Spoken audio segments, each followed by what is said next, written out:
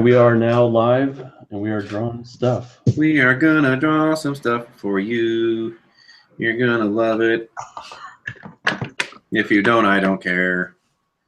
I lost the image of your character. All right, so you're drawing my character and I'm drawing your character. That's right. And oh, there we go. I'm going into the scary world of Tumblr to find yours. Oh man, this is you're hitting dangerous ground. I know it is. Yeah.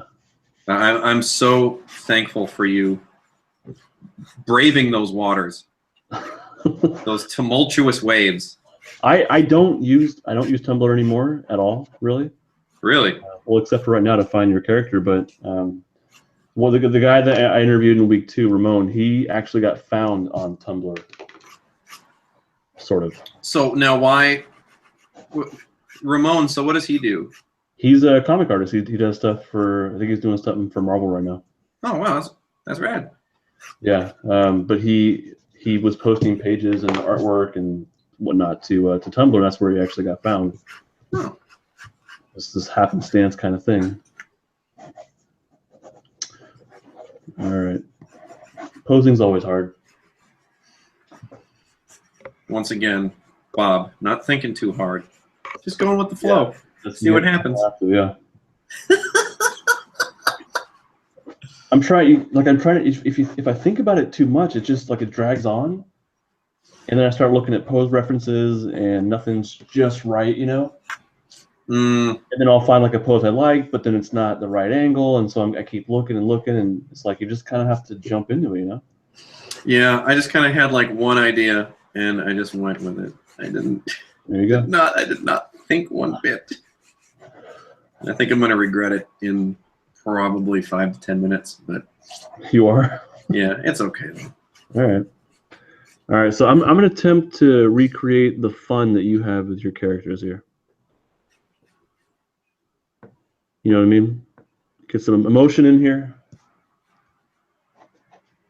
And I'm going to also put all that fun in here.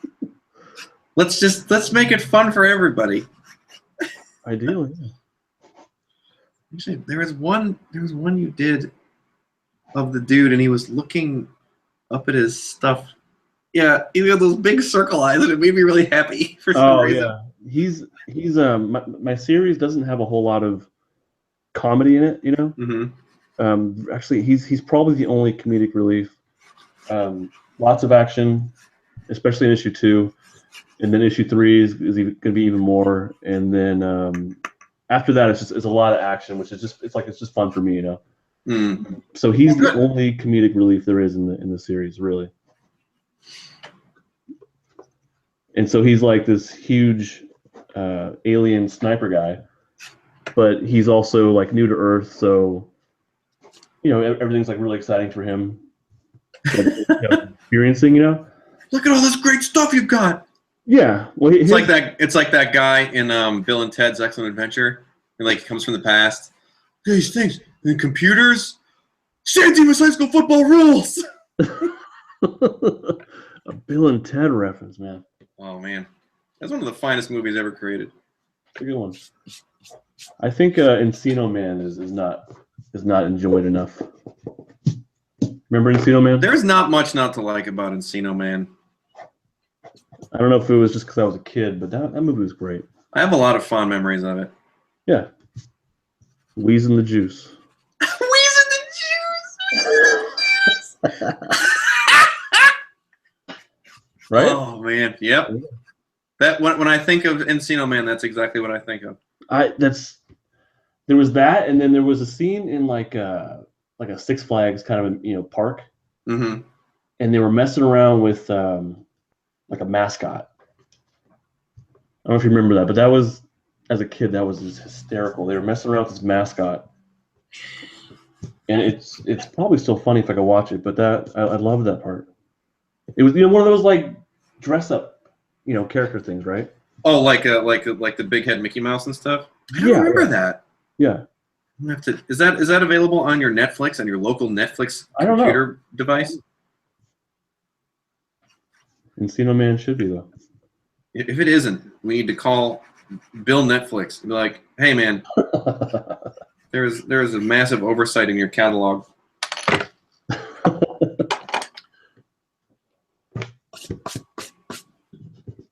Billy Netflix.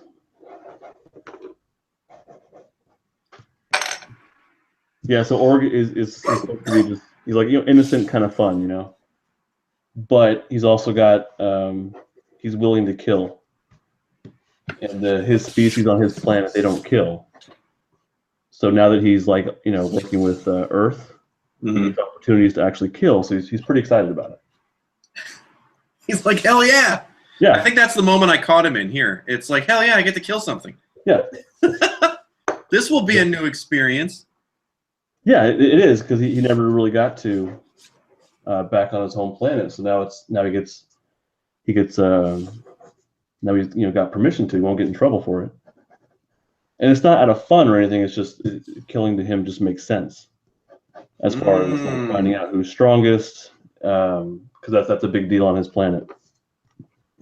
Is who's the strongest, who's the best, who's got the biggest ships. But they don't kill. It's all very respectful. And he's like, well, if we really want to know who's the strongest, then we need to be killing each other. He's pragmatic in that way. Yeah, exactly. Yeah. Right. See, now I'm overthinking the body here. See. You know what? I like what's going on there already. So I'm gonna stick with just no arms, just torso and head and neck.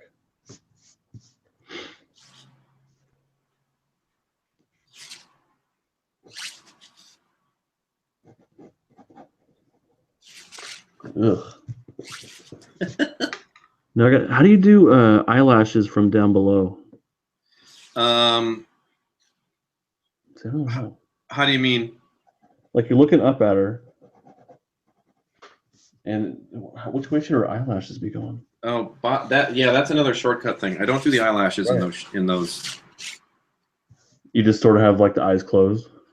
No, there's a number of things you can do. Let me grab a piece of paper here. So what can you tell us about your character? What can I tell you about her? Well, she's from a long storied line of fabulous vampires, but her parents are all dead, and now she lives with death. And she lives with death? Yeah, like the Grim Reaper. Oh, okay. And then she collects souls for him, like people who got away and who were like so like if you read the pages that are up, she's tracking down a guy who was supposed to die in an amusement park slide. Oh, okay. That's the guy that punches her in the face. Yeah, and then he runs away. So she has wings, but they're like disconnected? Yes. There's no reason for that in particular, other than I thought it looked nice. Yeah, it looks cool, yeah. That's all you need. Yeah. So what I do is I put sort of a straight line underneath, and then you just go up and over. You just make it real big and dark. Oh, her eyes are closed? Yep. Then you just go like this. Yeah, it's kind of, yeah. Yep. Yeah, you're killing it. You're killing it every day, son. All right. Yeah, that's kind of what I settled on there. Yeah, you're right. You had it right. You knew what to do. Cool. All right, she's got this like 80s kind of top on. Yes, it's coming back though. I don't know if is this a shirt or a blouse or a top. It's a long shirt. Is that what it's called though? I have no idea what it's actually called. You know what? I found when I'm trying to. This is going to sound so terrible, but people just need to take it for what it's worth. When I'm trying to figure out what to dress people in, I will try to Google like a high school girl.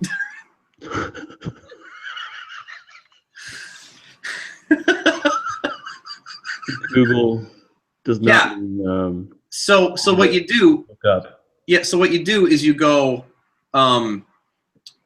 cute outfits for school. Oh boy. Right? And then Sure. and then you wait until you see something that looks sort of fashionable, Okay. and then you go, oh, okay, yeah, that fits her character, Right. and then that's what you draw them in. There you go. But you have to suck down your pride and stop Googling like a dude.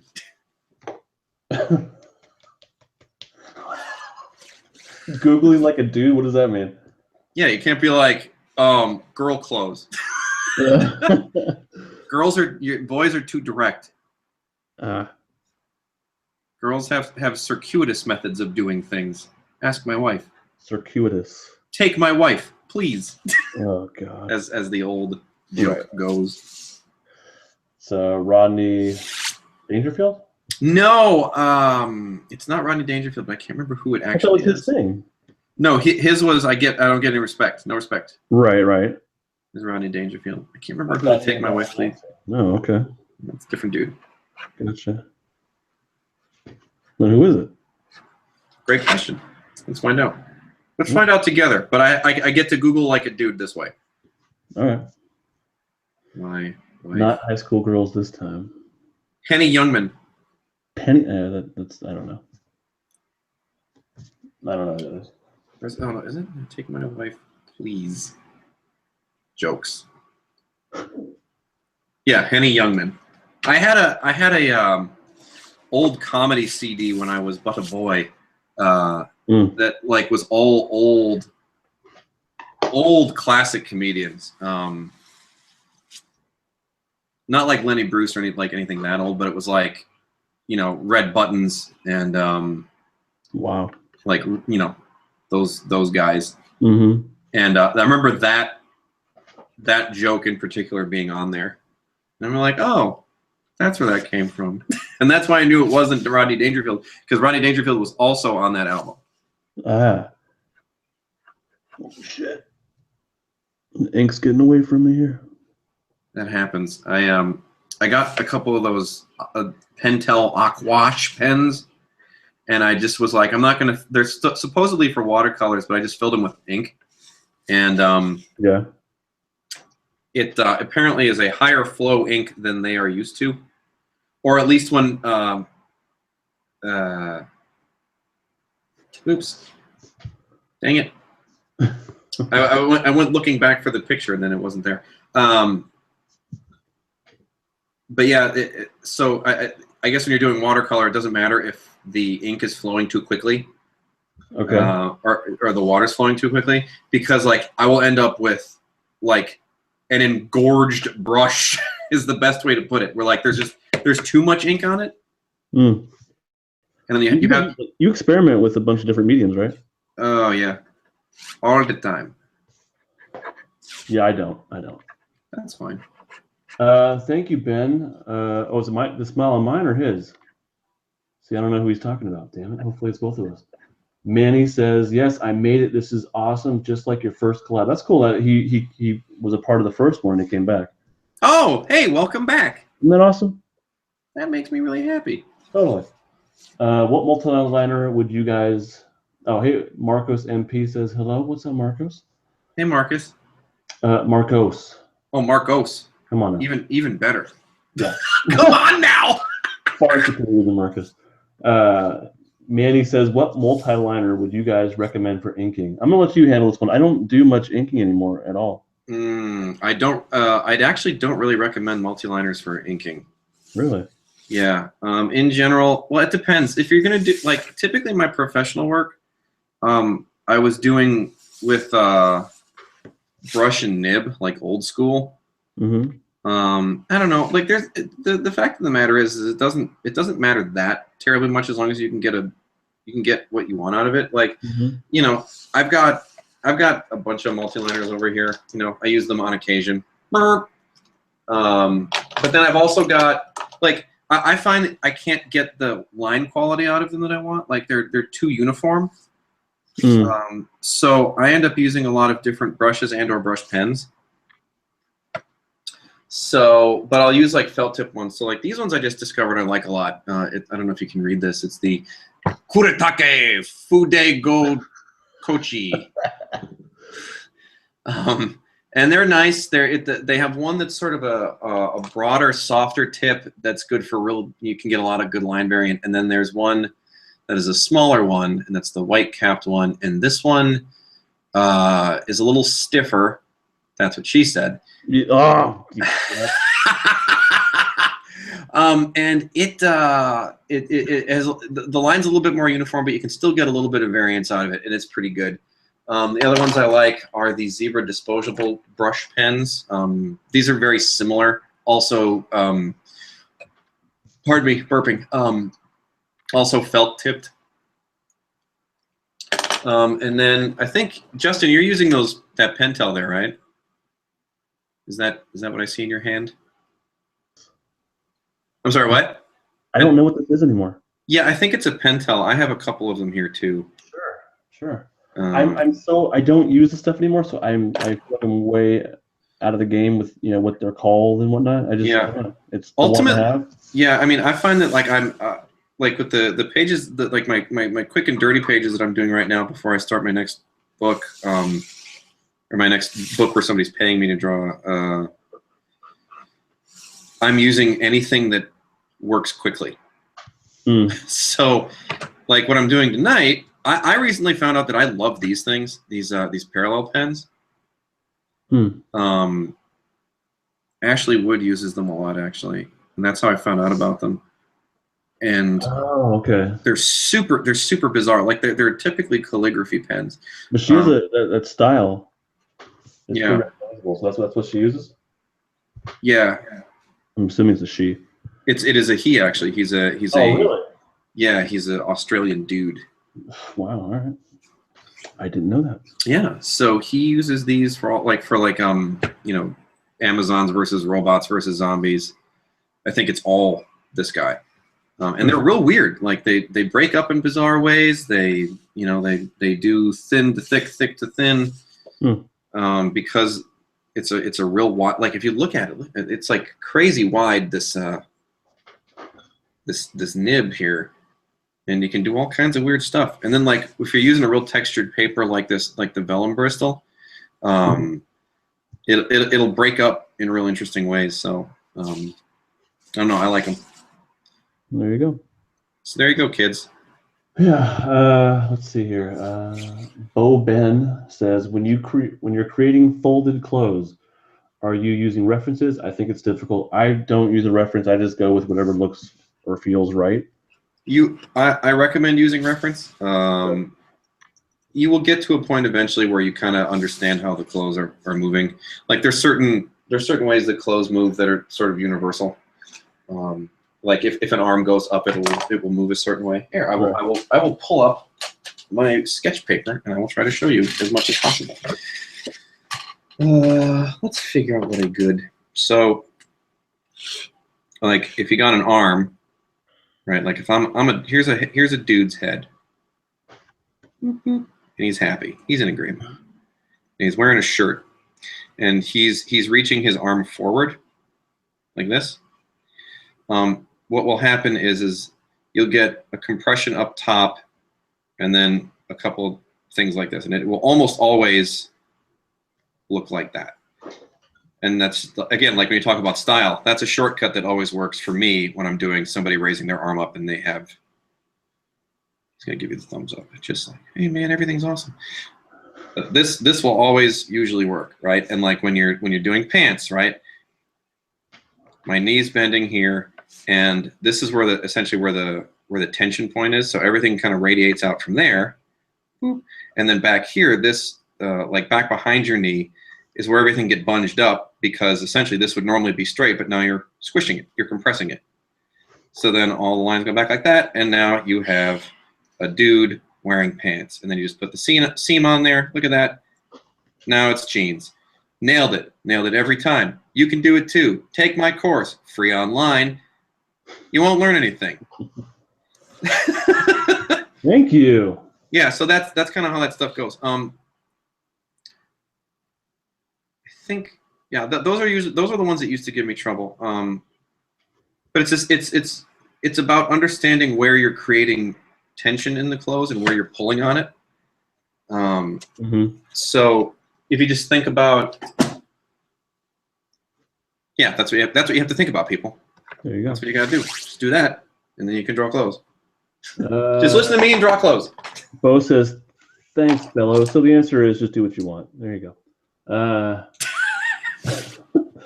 No, I do highly recommend reference when you're starting out, because if you don't, hey, listen up, I'm trying to help.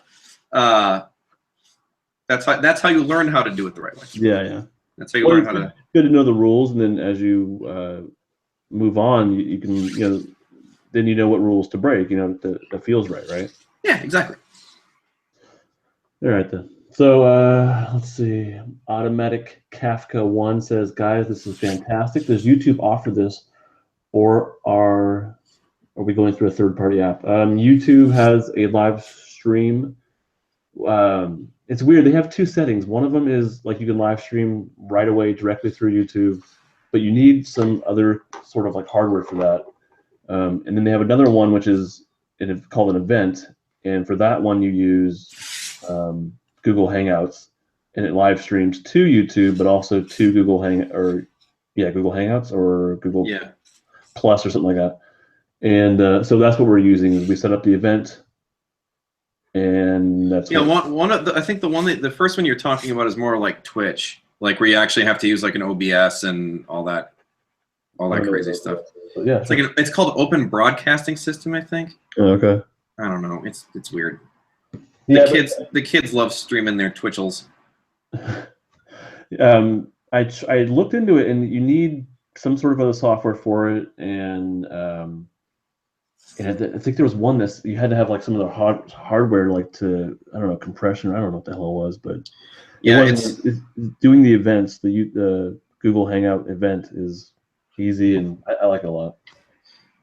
Yeah, I looked into it as well. I was like, oh yeah, but my buddies were like, dude, Bob, you know what you need to do? And I was like, what do I need to do, bro? And they're like, you need to stream on Twitch, bro. And I was like, okay, sounds great. And it was such a pain in the ass that I was just like, nope, this is whatever reward there is at the end of this rainbow is not worth it. Huh. I've never tried Twitch. I think I have an account, but I never actually did it. Yeah, I have one too, and it was just, I just hated every second of it. If somebody wants to come over to my house and set it up for me, hey, come on over. Yeah. I doubt anyone will, though. All right. Manny says, #draw with Bob. There you go. Goben says, thanks. Where's your online course? Online course? Guys, it's right here. You're getting it for free right now. Ask questions, receive answers. You may not like them. Then Marcos says that references and understanding anatomy helps with clothes, definitely. Yep, full show.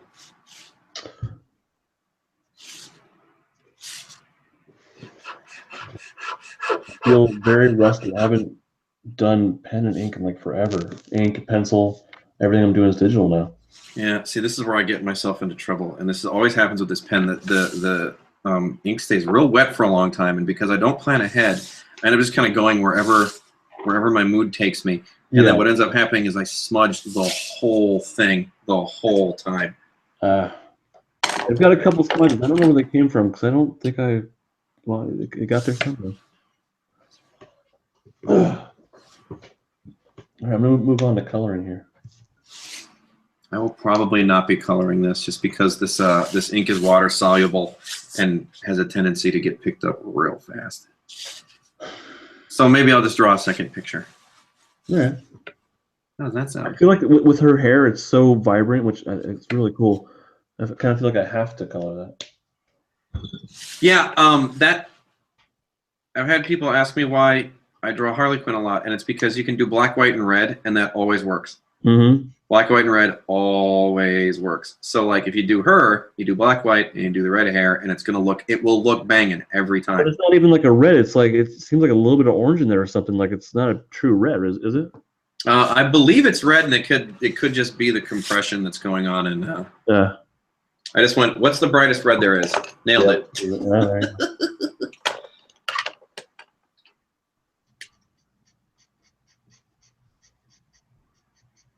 Well, I'm gonna mess around with her hair color then. Hey man, it's your creation. You do what you want. All right. Damn it, I'm smearing the black.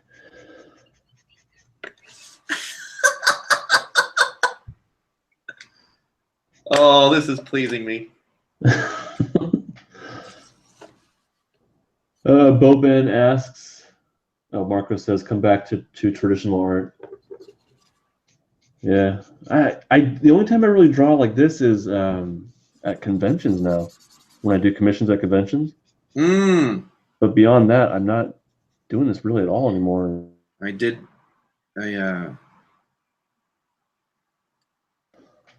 my first convention. First? Last year. Really? Yeah, it was a lot of fun. I still don't feel like it was kind of a weird con, and I actually met a lot of really nice people. That was probably the best part about it. Yeah. But yeah, it was one of those things where it's like I'm not. I think we talked about it a little bit on your Q&A show. Mm-hmm. It's like when you're not somebody that people know who know to look for. I'm just like I don't want to have to travel somewhere and then pay money for lodging and food and stuff like that. No. Make my money back. And like the print market is kind of brutal, like because it got real saturated for a while, and I didn't have enough original art at the time that I thought was good enough to really subsidize my trip there. So we'll see. I mean, I'm signed up for the same show again this year because I had so much fun and I made a bunch of friends and they're all going to be back. Where's that at? Palm Springs. All right. Which is that's pretty close to you, right? Oh yeah, that's part of the reason. I'm cheap and lazy. So I do 3 or 4 conventions a year, and I have not gone anywhere but local. Mm-hmm. And for a bunch of reasons, but I would like to venture out because now I've been doing them for a few years. Mm-hmm. People know my work, and they know me. And so when they come to my table, I keep hearing people say, "Yeah, I own this. I own this. I own this." Oh, that's cool. Which it is cool, but they're not. Well, that means they're not buying then. They kind of clean me out, and then the next year, unless I have something new that interests everyone, which is like impossible, they own it and they move on. Yeah, I got a lot of that. The best cure for that is Inktober, because then you'll have an ass load of originals. Yeah, and you can sell those for a lot of money. Yeah. Yeah, I do pretty well at conventions though with just prints, and there's a few that like I know are going to sell every time really well, and then everything else is hit and miss. I never know what to expect. What is your what's your go-to? The Ninja Turtle symbiotes. Oh yeah, those bang out of control, dude. That I understand. That's that's the one every time. And then I have a few more that people seem to really enjoy. I have one with Buzz Lightyear ripping open Lotso's head. Oh!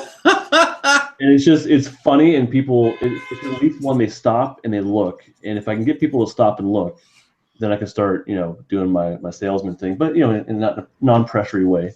Yeah. But that's one of those ones, like, I put it out there because I know his eyes are going to get on it, and people are going to stop and look. They're going to laugh. They're going to point it out to their friends. Yeah, I tried to do that with my convention sign, which is the vomiting pumpkin head. Vomiting pumpkin head? Have you not seen this? I don't think so. Hang on a sec. Go about your business. I'm going to run into my office real quick and grab my business card because it has it on there. All right. I'm just trying to find it first here. Manny says, do StocktonCon. I will be there this year. I don't know about Bob. Well, actually, I do. He won't be there. Most of my commissions are traditional. Yeah, I don't do commissions anymore. Yeah, I do, but not that often, Marcos. It's very rare. Just because of time, really. I'd rather put that time into. It's not really. You can't see it so good, but it's a little pumpkin man, and he's vomiting. So my convention sign is this dude, full body, vomiting all over himself. That's awesome. So there you go. That should be a showstopper. Like I would think people would point that out. Yeah, they do point it out, and then I try to get them to buy something, and then but my problem was I had nothing to sell. Right, I had a few originals, I had 3 prints, And I Oh yeah. I don't do prints of licensed characters. So like I don't do I just it's not a thing I do. Right. Because I worked at big companies that own stuff like that, and they get grumpy about that sort of stuff. Sure. So it's like I'm fighting an uphill battle immediately, where it's like, totally. hey, don't care about this thing that you have no idea what it is. Right. It's like I banged out like a 20-page mini comic. I want to say the week before. Wow. It was, but like mini comic in that like each page was its own picture. Mm-hmm. So it's more of like a storybook that's like a comic book kind of thing. Mm-hmm. And getting people to be like, hey, it's it's only a couple bucks and it's real nice and your kids will love it. Like it's not. People don't care because they don't know what it is. Yeah, not many people I think go looking for independent stuff. No, you have to find cons, I think, that are actually specifically for it. Hey, ask the stream what I should draw now. Stream, what should I draw now? Hey, so she has blue skin, right? That's what I'm looking at here? Yeah. All right. Good. Those colors are great. All right, cool. And then her top blouse shirt thing is purplish. Yeah, it's a lavender. Right. Do you have a? Oh wow! Draw a satanic pope. Says Caesar or Cesar. Okay. Cesar, I don't know. And then Yang says Harley Quinn. Well, Draw John Wick says Marcos. Oh, John Wick.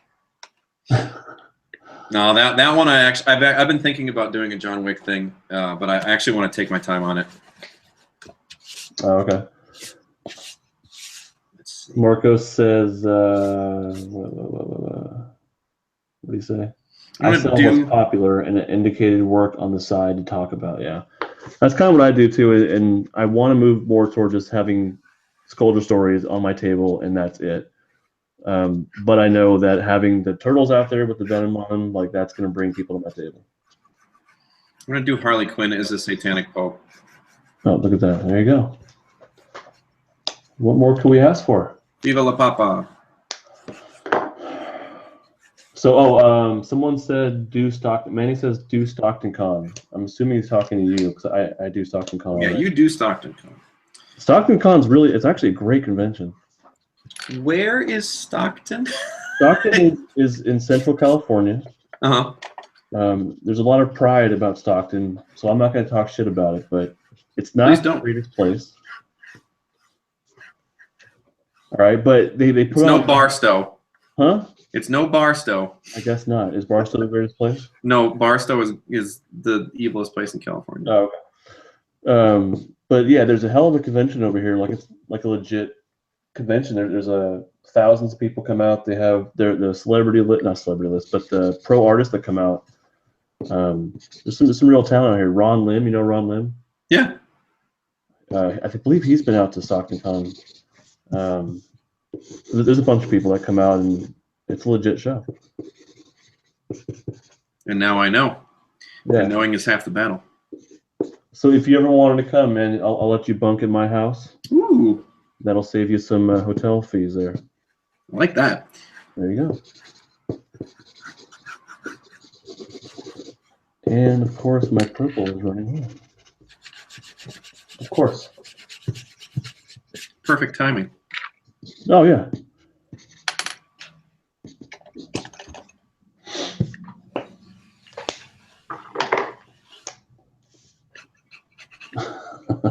Automatic Kafka says, Vive la Papa means long live the potato chips. Oh, you knew that? Yeah. Oh, okay. They also refer to the Pope as the Papa. All right, then. Oh, you know what? I missed an opportunity. I didn't draw her teeth. Damn it. How do you not draw a vampire's teeth, dude? God damn it. I mean, gosh darn it. Oh, poop. I know. Can you living your passion and earn money thanks to the internet, or it's a bonus with other illustration jobs? Sorry for my English.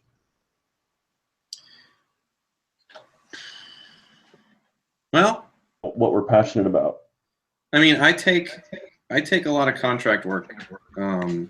To, I mean, the fact of the matter is like if you go from when I left video games, I was a senior producer, which is a significant title. Like I was, you know, you're managing people at that point, right? Right. So, you know, I took a pretty significant pay cut. So in order to make sure that, you know, my wife wouldn't leave me. Actually, she's been very cool about the whole thing, but but essentially, in order to make sure that, you know, we can keep the lights on and not have to change our lifestyle too terribly much. I mean, we did cut off the El Rey network on our cable plan, which bummed me out. The what network? The El Rey network. It's Robert Rodriguez's cable channel, and they're the guys that run Lucha Underground, which is the luchador. It's incredible. It's like the best wrestling on earth. And I'm not even have Spy Kids playing like all the time. Dude, you're joking. You don't understand how good Lucha Underground is. No, Robert Rodriguez, he directed Spy Kids, right? Yeah, that's the dude. That's the dude. So he's got it's like, yeah, so it's crazy lucha, and then it's like horror movies, and then it's like kung fu movies. It's just everything I love on a single TV station. Yeah, it sounds pretty cool. Yeah, it's great. Marcus wants to know, is that an open invite to us? I mean, I probably shouldn't have said that, actually. Because no, it's not. It's not. No. Never mind. An open invite for what? Wait, what did I miss? Oh, to stay in my house. Oh! Although, you know what? That's not a bad idea to like build a network. Because Marcos, I don't know where Marcos lives, but you know what, man? Yeah. If we're swapping homes to do long distance cons, I'd be open to that. I don't know if my wife would, but I'd be open to that. Save some money on hotels, yeah. Let's see.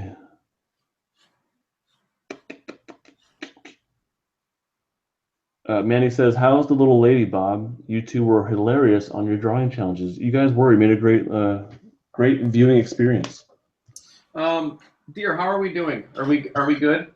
Oh my God, it's terrible. It's all bad. Oh my God, it's terrible. It's all bad. No, it's great. It's great.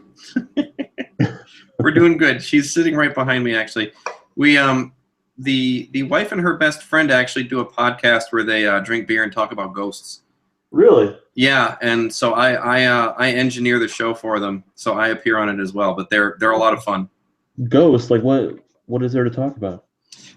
They find like real life paranormal ghost stories and stuff like that. So like, typically they do like a competition thing. So it'll be like, hey, this week we're going to be talking about haunted hotels, and then one of them will pick one haunted hotel, and the other one will pick another haunted hotel, and then they'll and then at the end I have to pick who won, who told the best ghost story with the best beer pairing. Oh, okay. Yeah. That's great. It's super fun. So. You can still hear us, just I don't have to spend any time editing it. So are you done with that stuff then? I don't want to be. Right. I'm just trying to figure out what the best way forward with it is. Like it's, you know, if it wasn't such a time sink, I would 100% still be doing it. I've been trying to figure out a way to do it that requires less editing, essentially. Right. So no, I totally understand. I used to do a lot of editing.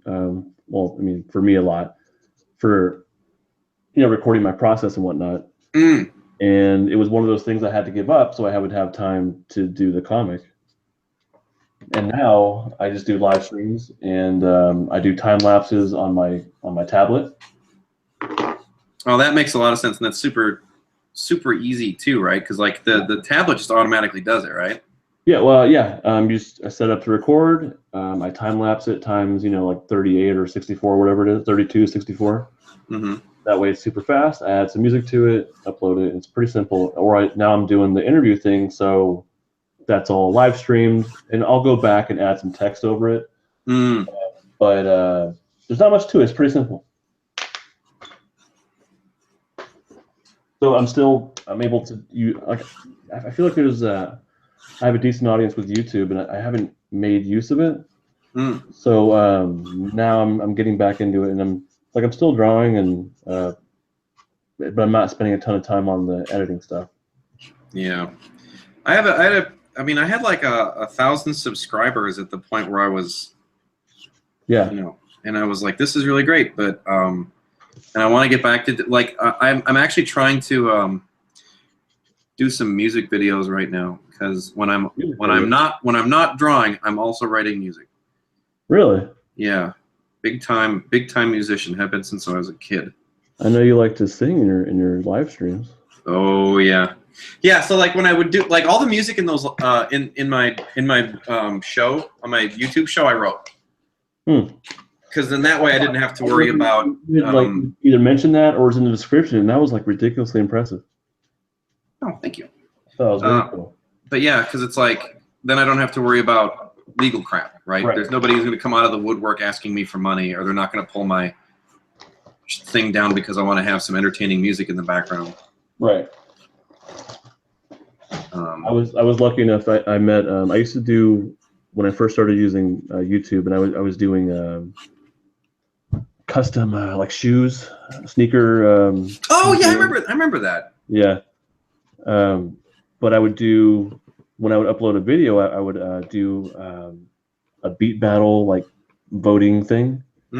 So people would donate their music, and it would be fun like voting thing. People that would watch, they vote on their favorite beat, and so I was lucky enough to be able to get a bunch of music that way. And there was someone that he and I kind of kept in touch, and he was kind of local, and he had his own kid or son, and he liked my style a lot, so luckily he would let me use his music. Oh, that's rad. Yeah, so there was no issues with copyright or whatnot. Yeah, make if you can't write your own music, make friends with people who write music. Yeah.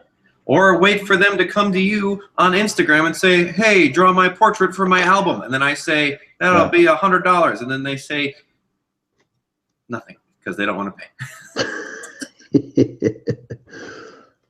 Oh, that was the other thing was he did ask me to do an album cover for him, and so it's like yeah, of course you've let me use your music this whole time.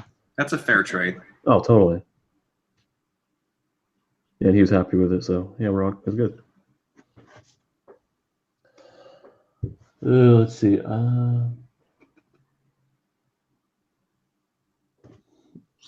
Kizzy says, "Con couch surfing." Yeah, that's exactly it. Kizzy? Kizzy Anel. Hi, Kizzy. That's one of my con buddies. Oh, really? Yeah, she's rad. Let's see. Ooh, Marcos is in Seattle. Yeah, I would love to get up there. Oh yeah, I want to get me up to some Emerald City, man. Yeah. Yep. That would bang out of control. Kizzy says, "What is the name of the podcast?" I'm assuming your wife's podcast. It's called Booze and Brews. Boo as in ghost and brews as in beer. Nice. Let's see. Oh, she says, or Kizzy, he or she says, "Say hi to your wife." Oh yeah, Kizzy says hello, dear. Hi, Kizzy. Melissa says hello. Let's see here. Keep it in the family. That's what's up. Bo Ben says, "Next, can you draw a bear pianist or a bear music conductor, please?" I think I did a werewolf, old-timey werewolf, like Old West pianist, but not a bear. I do like bears though. You like bears? Yeah, bears are my favorite animals. Really? Because they look like bigger, fluffier dogs, but they also will eat your face. Yeah, and you respect that. I respect any animal that can eat my face. Sure. All right then. Let's see. I can't believe I'm drawing a satanic pope. Oh God. I hope my mom isn't watching. Manny says, "Your colors look awesome, JP." Thank you, my friend. Bo Ben says nice hair. I'm assuming. Well, what's the hair on yours? It's a big mess right here. Like I'm still in the trying to figure out where things are phase.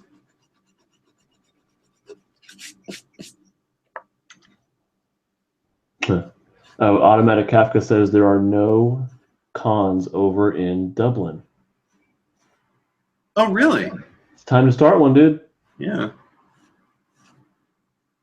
Manny says, when can we expect you back, Bob? Dude, Harley is looking sick. Expect me back where? Do you mean YouTube? He said with a big groan. Yeah, that says a lot. Look, dude, I'm trying like heck to finish this. I'm trying to finish Oh boy. these. I'm trying to finish this. I'm trying to finish these. I'm trying to finish this one. Trying to finish this one. You see these pages? When can we expect you back? Pal, I'm doing my best here. But listen, when I finish these books, you buy them. I'll come back to YouTube.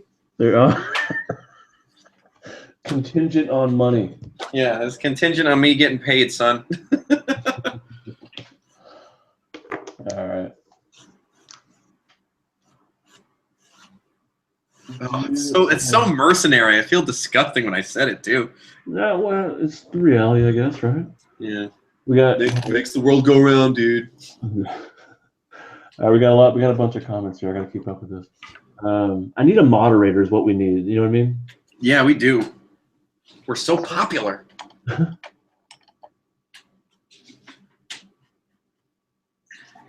E-Bears? What is that? I don't know what that is. What is what? Charlie from We Bears. We Bears? Yeah, I don't know what that is. Well, I'm sure we'll find out. So Kizzy says, come up to Portland. Rose City Comic Con is in September. Justin, I love the use of the white on the hair. Thank you. Oh man, I wanted to do that, and when I checked, I was already late for the registration. I heard Rose City is great though. Yeah, I've seen that. The people I follow, I've seen that pop up. Is it? Do you do the upside down pentagram? How do I be the most evil? How do I actually conjure an evil spirit with my drawing? If any of you out there are Satanists, you can let me know so that I'm doing this drawing properly. That would be great. All right, I'm gonna leave. What's your character's name here? Dee Dee. Dee Dee. All right, I'm gonna leave Dee Dee the way she is. I think you did a good job. Yeah, thanks. That's okay. I miss being. I want to. I want to work on layers.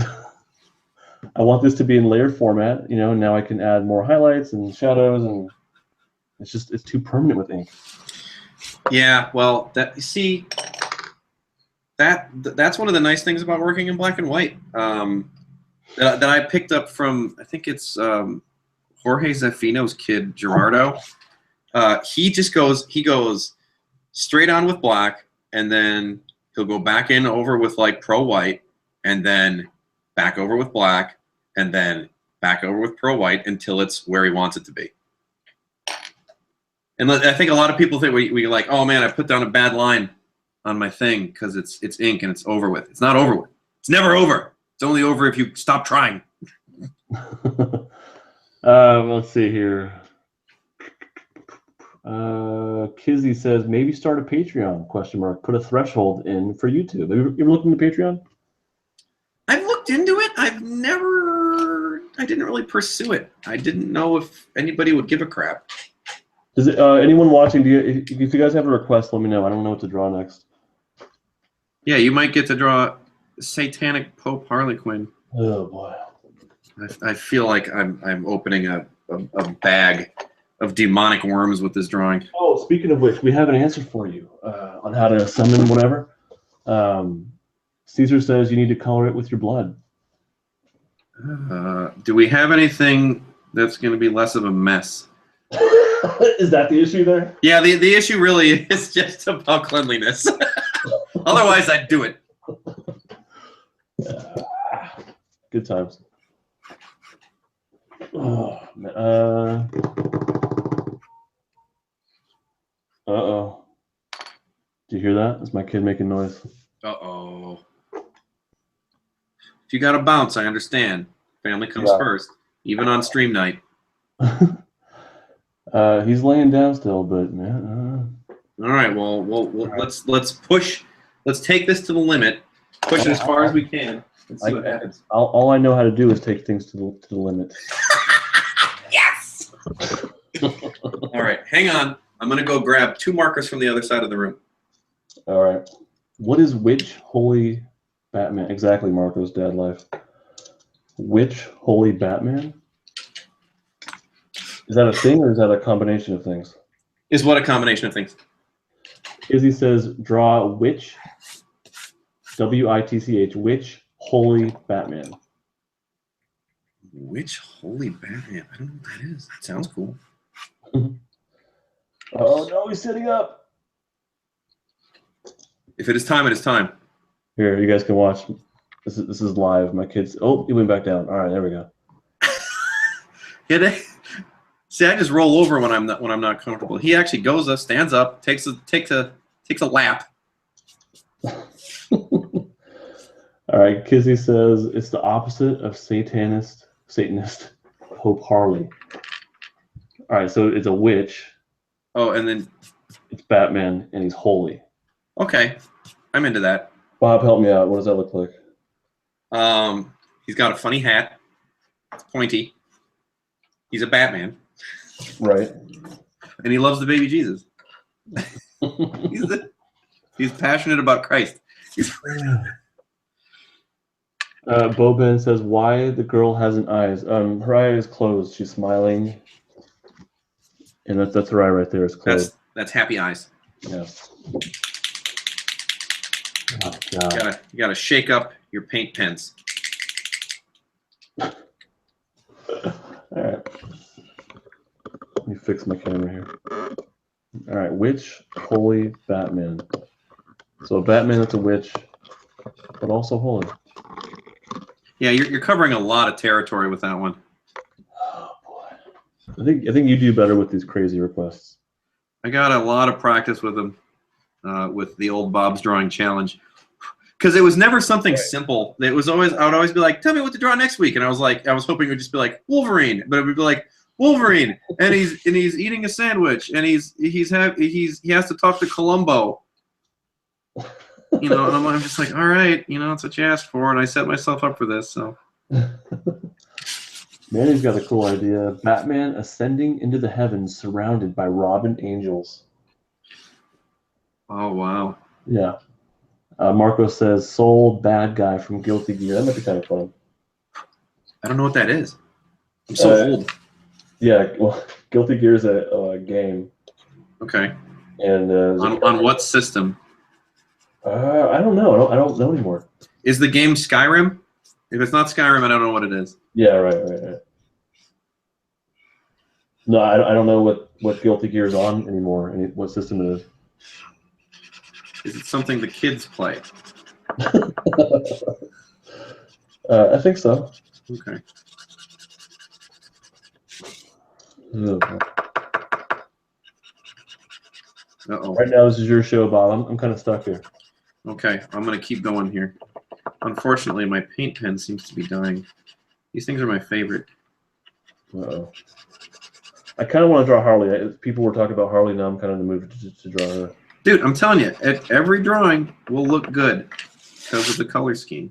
You can't help but draw something good. I only recognize Harley in the original costume. I support that.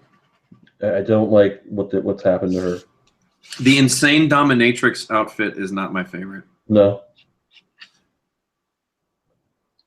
Yeah, I don't care for where it's gone. I still want to get into a situation where somebody will let me draw Winter in Gotham, where I can put them all in hoodies. Oh yeah, I love those. Yeah. Those are my favorite to do. My favorite to do. All right, Harley. I'm gonna try this. This might not turn out well. I'm gonna try something a little different here. So just so everybody knows, I do recognize that the right side is red, and I'm not left-handed, so that's why you're seeing what you're seeing. It's reversed. I didn't do this wrong. The people who are way into canon get upset about that kind of stuff. Oh, okay. Good to know. Yeah. So for your future drawing endeavors, in the case somebody gets mad at you, you tell them to get bent.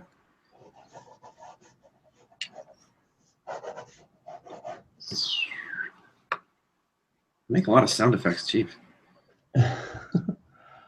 Marco says, "Make your own costume." I'm gonna stick with the classic. And he says they keep making her slutty with each new suit. He's right. It's annoying. They make them all that way. I don't know what you're. With each new iteration of the suit, every time that they change her outfit, it's a little bit more revealing. Right? Yeah, I saw that one that they did when she was hanging out with Power Girl. I don't know if that's still going on, but I guess that was part of the story, though. Maybe. Like she was wearing the cleavage revealing thing. Yeah. I assume that was just kind of like a joke. Was that an? I think it is. I don't know. I mean, I'm gonna insult a lot of people here again. I don't read a ton of comics. Yeah. I just like drawing and telling stories. No, I'm the same way. Like my comics interest kind of peaked or sort of died off when Mike Mignola stopped drawing Hellboy. So where's the other one? There it is. Yeah, I don't read anything new at all. Yeah, I like to read weird stuff from people I like. No, I think it's more interesting to see what the weirdo fringe people are. I shouldn't say weirdo fringe people, just like people who aren't necessarily doing stuff that's published by one of the big two or something, right? No. I met this dude. I don't know if he does like all the freaking conventions. You might know him. His name is Dave Baker. Oh, I follow him on Instagram. I know that. Yeah, he's a rad dude, and he's got a book called Action Hospital, and it's crazy. But it's like super interesting. I'm like, yeah, this is probably better than watching Magneto get mad at Wolverine again.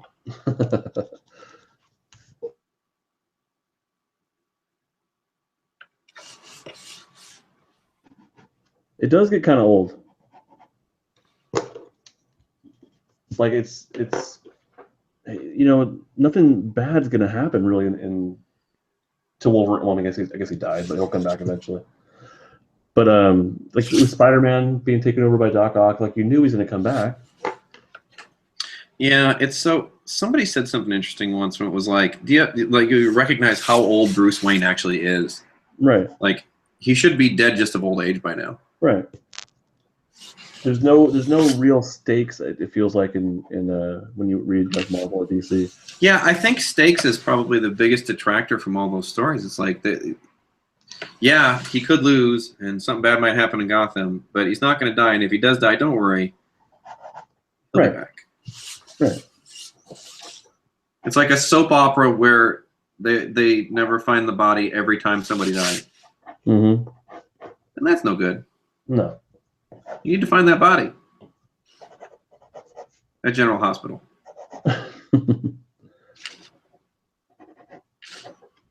I'm not keeping up with the comments here. Oh boy.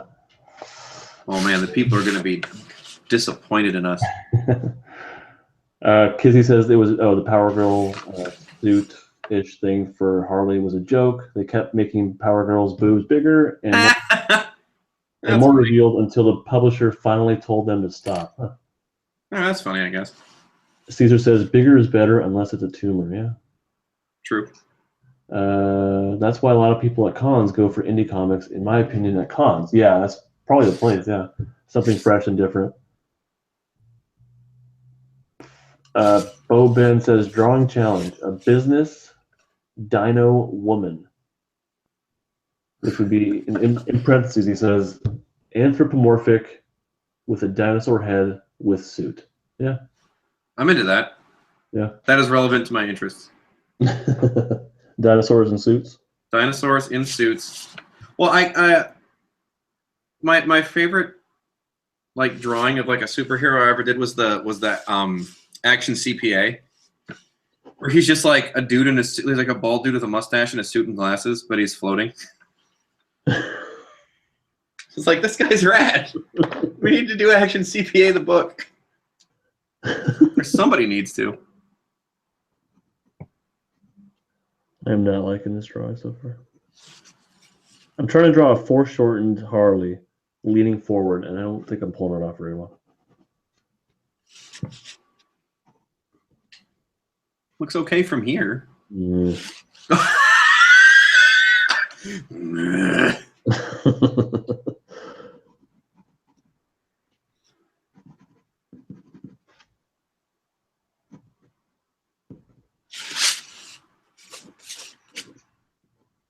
God.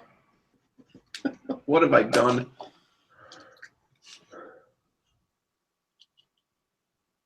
Kung Fury was awesome. Yeah, that was great. I really hope my mom isn't on the stream. I don't know why you drew that Satan thing. I don't like the Satan thing. No. Like it was really funny. She found my SoundCloud a while back, and I had this song that I wrote as though I was a punk band, and the punk band was called The Shits. Okay.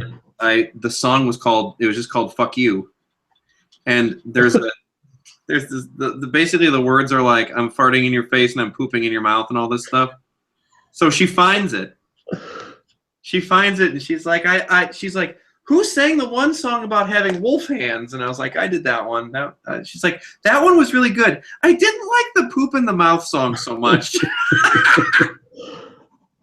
Do you like invite your mom to go listen to your music, or she's fine? No, I posted on Facebook or whatever for friends to listen to, and she's like, "Oh, my son did a thing, and I'm interested in that." And I obviously appreciate her being interested in my life. You know, she's my mom, and sometimes the things I create are probably not mom appropriate. Have you seen Kung Fury, that movie on Netflix? I think it's on Netflix. Kung Fury. Yeah. It's not Kung Pao Enter the Fist. No, I don't think so. What? Kung Fury sounds good. I mean, I like the name. It's really cool. It's very, I believe it was like 80s inspired. I think it was all funded. Oh, yes, I remember that. It's like, yes, I did see that. And it's like you have to fight the robots and Hitler's in it and stuff, right? I think so. Yeah. Yeah, I did see that. It was pretty epic. Yeah, it was a fun show. It was a fun show for the kids. You talk about the kids a lot. The 80s nostalgia. I do. Usually when I see something that I semi-understand, I assume that I've gotten too old. Oh, okay. And in general, I'm right. So that's when I assume the kids did it. Let's see, Boben, do we speak French? No, I don't. No. But do we do French accents? Hell yeah. Wait.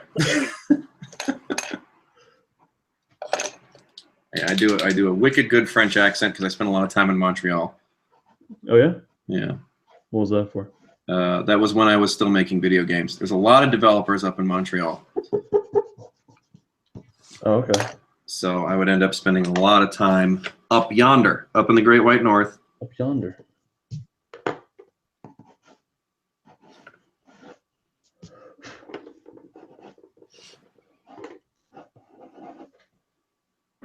Oh boy, I don't know about this one.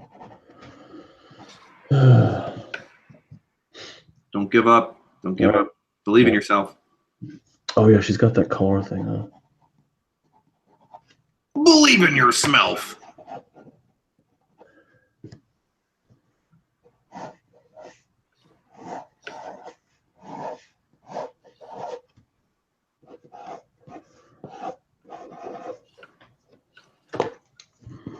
I like the sound of your pencil. I'm going at it pretty furiously over here. Yeah.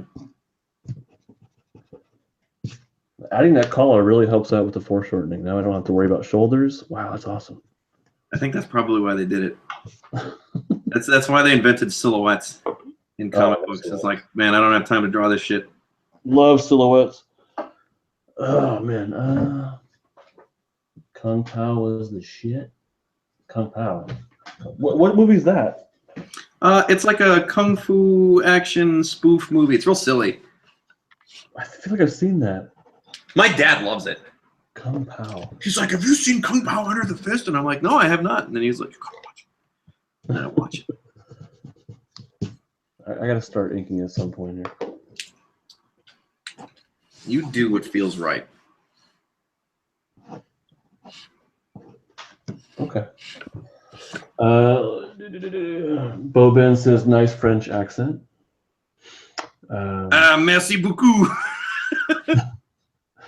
Kizzy says collar equals hashtag Archie. Yeah, I like that.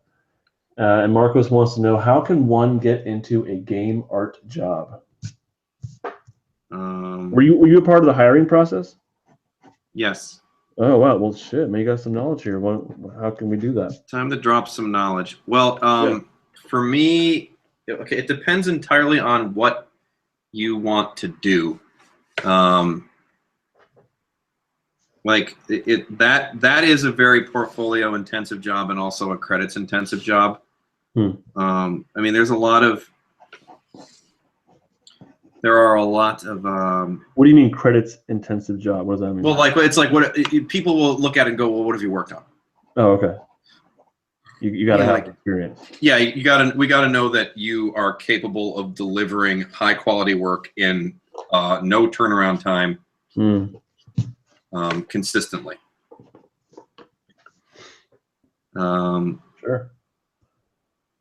But I mean, ultimately, it's, you know, if do you have a, typically what they'll ask for is like, let's see your resume, let's see your portfolio if you're doing game art, and it's like, you know, are you a good concept artist? If you're doing 3D, like, you know, how do your models look? Are you a modeler or a texturer? Are you a rigger? Like, they want to see how your models deform if you do rigging. They want to see your animations if you're an animator, right? Like, it's actually a pretty, they break a lot of the responsibilities down by, you know, what you're doing. So it's not just like, hey, I'm a 3D artist and I do all the 3D. It'll be like, are you a good modeler? Are you a good texturer? Are you a good rigger? Right? Typically, they tend to specialize a lot. At least at all the studios I worked at. But a lot now, I think with the indie scene, it's probably, you know, people wearing a lot of hats. So, you know, like I said, it's like I worked for Activision and stuff like that. So that's what I was used to seeing, or Disney or all those other stupid places I worked. Favorite places you worked? Yeah, and then you know, a big part of it is don't be a jerk. You're going to be in a building with a bunch of people 80 hours a week until they lay you off. I hate to break it to you, but everybody in the games industry has been laid off a couple times. Damn. So, you know, and then you just got to hope that you built enough of a portfolio that somebody goes, hey, who did the art on that one game? That was really good. And they go, oh yeah, they laid all those guys off. Okay, great, go get some of them. And you know, it's so, you know, it's when I was interviewing people, I was like, do you want to work at my game studio, right? Like, are you passionate about the things that we make? Or is this just like something that you're doing while you're waiting until you can get a job at, you know, Insomniac or wherever you really want to be working? When I interviewed in my first episode, Carlos Mendoza, he is the design director at, I think it's like Jake's Toys or Jack's Toys. I forget the name of it. Jack's Pacific. Yeah, I would imagine. Actually, it's down there in Southern California. Yeah, I believe. And I'm familiar with them. He was saying when you're basically like have a place in mind, a goal in mind, a specific, not just like I want to work in the games art industry, but like you're saying, like what company, what style game. Yep. And he himself is interested in what is it, Blizzard and World of Warcraft, I think. Sure. So he's tailoring his stuff toward orcs and trolls and whatnot. Yeah, that's very smart. So it's not just like, here's my portfolio of like Batman. Yep. They again, it's when you're in there, they want to know that you care about the stuff they're doing, and that you're going to be around for the long haul if they can get you to do it. But again, in most cases, you're going to get laid off. So, actually, I don't know how bad Blizzard is about that stuff. I know a lot of Blizzard lifers. It's a pretty rad place to work at, from what I understand. Well, I would think Blizzard's huge. That's a pretty comfy, I would think, safe job as long as you're producing. Yeah, they're funny. They have funny terms for people. They refer to some jobs as snappers, which is like when you're a designer and you walk up to like a programmer or something like that, or engineer, and you're like, I need this new feature for the game engine. And then you just start snapping your fingers waiting for it to come. Yeah. They call them snappers, which I always thought was a great term. They have a Blizzard. Yeah, and let me tell you something. I was king of the snappers when I did that job, man. Were you really? Where are my features? All right. Faster. Kizzy says, how do you each approach drawing noses? What do you think? Drawing noses. Mm-hmm. This is my nose approach. Geez, I've done so many noses, I don't even think about it. Well, now you have to. Yeah, now I got to think about it. Okay, time to get the sketchbook out again. This is the educational part of the show. Yeah. Drawing noses. It's super dependent on which way the head's facing. Right. Like this is a real simple straight on, so it's just, as long as the head's not facing too far this way, but like I really like, actually one of my favorite ways to draw is like this sort of not quite profile where the nose pokes out past the cheek line. Mm-hmm. But then you have a little bit of eyelash over there. This is super terrible. But I don't know. I think I think the way that I draw noses, I ripped off from a combination of people. My noses are sort of, as I'm looking at them, I go, this is part Sean Murphy, part Amy Reeder. I think those are the two big, those are my nose influences. Yeah, I mean, you have to understand where you're looking at the nose, because like, if you're looking at you probably can't see this because it's this stupid. If you're looking at a face and it's sort of you're kind of looking down, right? So like this is your eye line, maybe even more. Here's your eye line. The nose is going to start hanging over the lip more. Yeah. Right. So then there's your yay nose, and it depends on what I'm drawing. Like the old rule of thumb that they say is like you want to put less lines on ladies, I guess. Right. Because it makes them start to look older, which apparently the people don't like. They don't like old women. No. Unless you're a biker, get an old lady. Gross. And then if you're looking up at the face, boop, boop, and here's your eye line here. Whoop. There's your center line of the face. There's your nose. Blammo. There's a happy smile.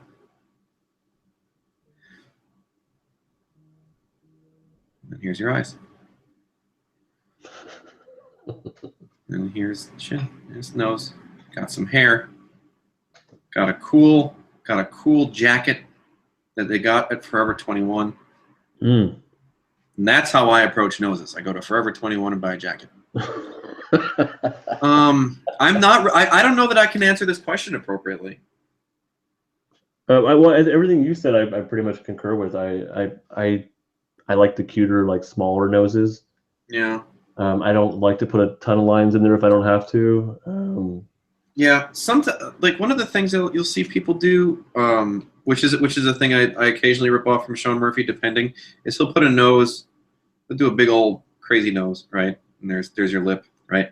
But then he'll do a ton of lines on it, right? Like, which I actually think is pretty effective, right? Because your nose sticks out, and it tends to be a little darker.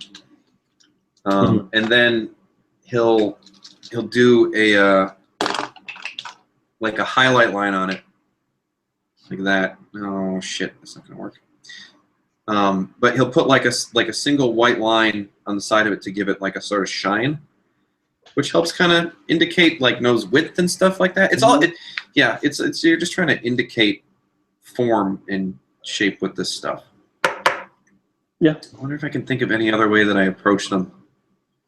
I see a lot of artists do those line things at the top, like they do like a triangle shape of the nose and then add these lines at the top, and I kind of do that. Let me see if let me get my own little look at this. Do my own little tutorial here. Here we go. Man, these people are getting free art lessons tonight. This is great. Let's see here.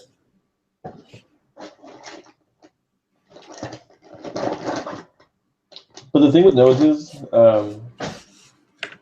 it's really easy to fall into like a routine with it, Yes. Like once you find your shape, people tend to stick with it. So this is my basic nose shape. It's just there's a hint of a nostril, and then it tends to turn upward and then go in, and then so it's like a triangle. There's like a triangle there.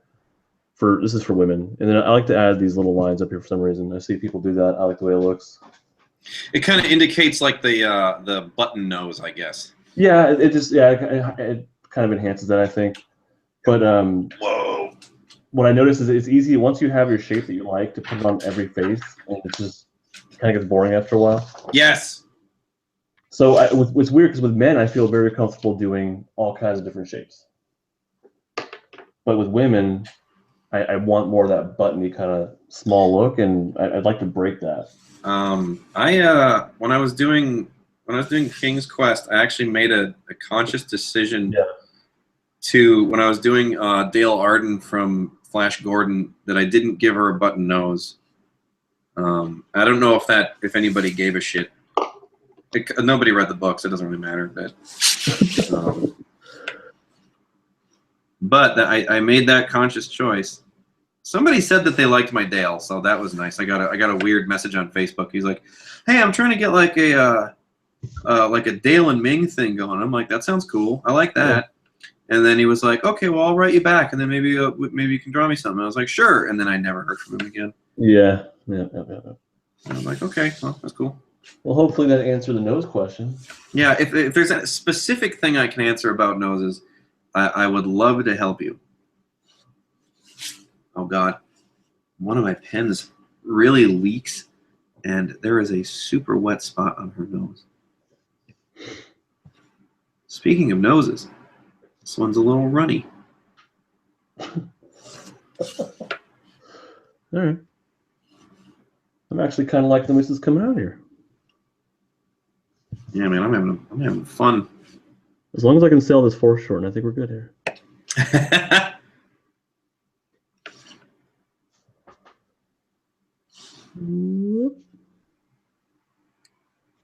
I don't know about her mask though. Okay.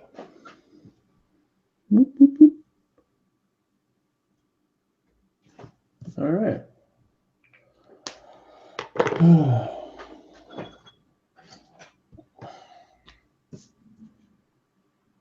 You know what? It kind of irritates me. I see a lot of artists. They have their like female face and they stick with it.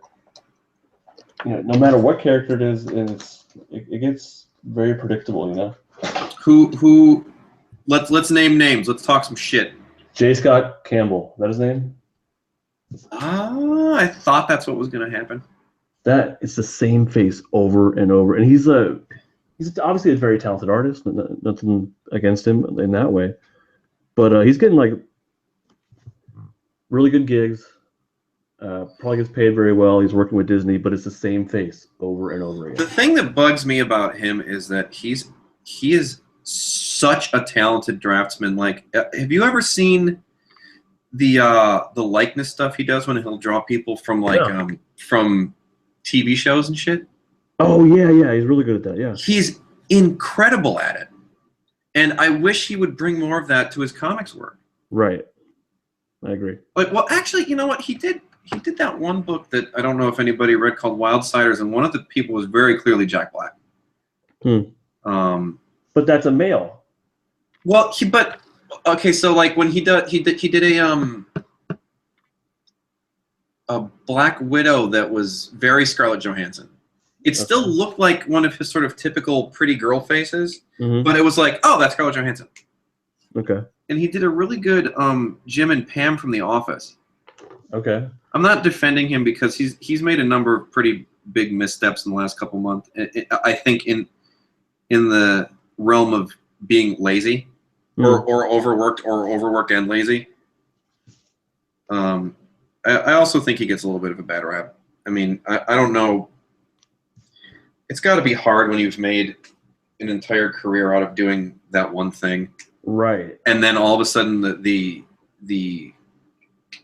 landscape changes so much and the rug gets pulled out from under you, and suddenly the thing that you've made your entire career doing is now taboo. Okay. You know what I mean? It's like he got all that shit for that Riri drawing. What happened there?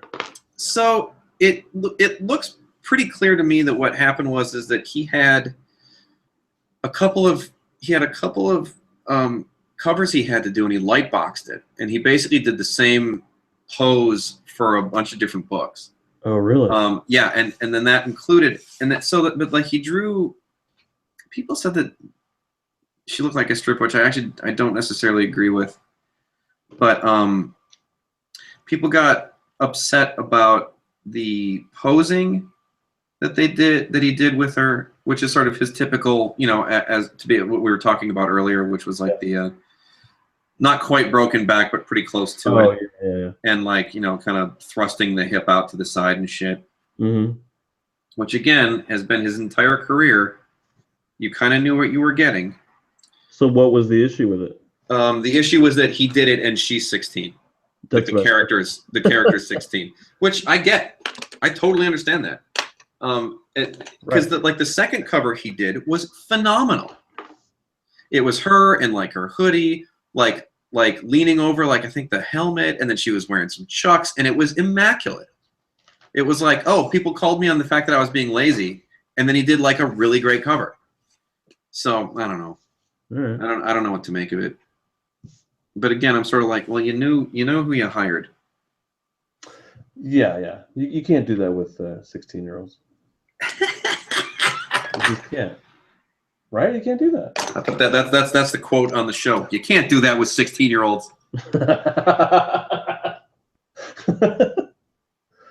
Yeah. Quote me on that. That's an important life lesson there. Important life lesson. We're teaching you about art. We're teaching you about life. Yeah. You can't do that with 16-year-olds. Let's see. Kizzy says, I've just been noticing noses lately in a lot of people I like to watch, and people tend to have a distinct nose style / goatee. Yeah, definitely. Yeah, that's what we were talking about earlier with like that shortcut stuff. It's just like, here's the way I know how to solve the problem of a nose. Mm-hmm.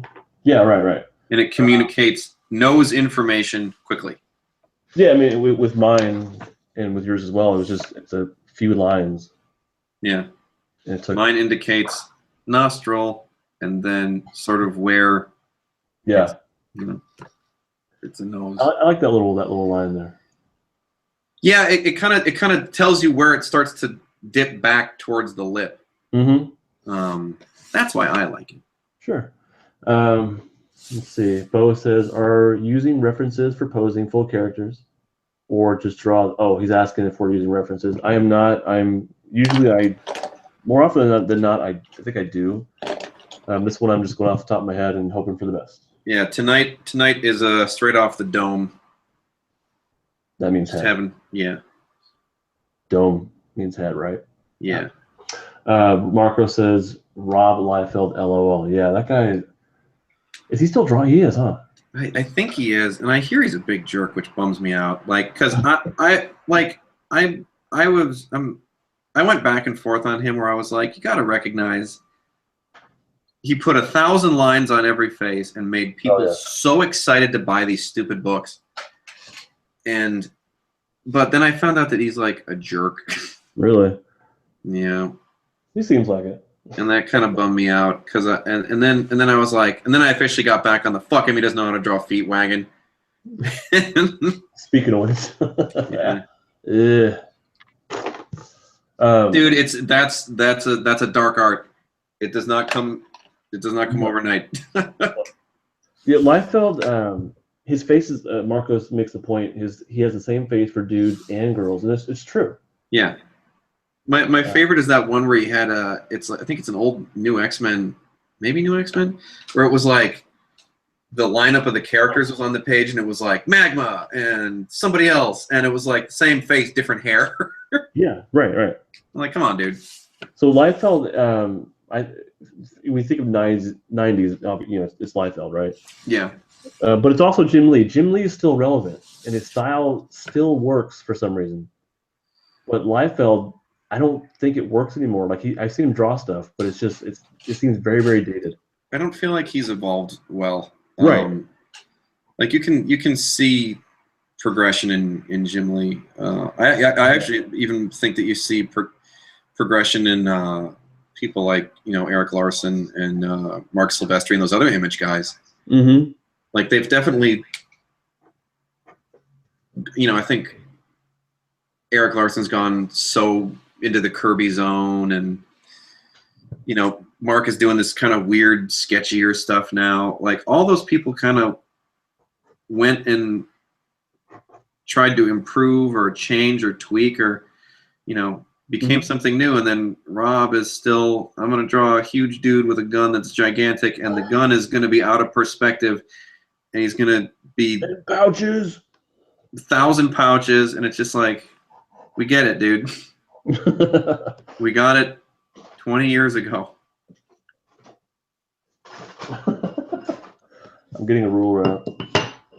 I really shouldn't talk shit. I mean, the fact of the matter is that we're allowed to critique. Yeah. It's not like we're just talking shit about the guy and who he is. It's just we're talking about styles and art, and we're allowed to have our thoughts on it, right? Yeah. All right, then shut up. I mean, I certainly have not reached a level of that's kind of the thing where I'm like, I haven't reached a level of success where I feel like my opinion is worth anything. No, that's ridiculous. I mean, but I watch football. I don't play football. I can critique it. No, I don't buy that. That's fair. No, thank you. He was very successful, but it just seems like his style was a good fit for that time. It never went anywhere.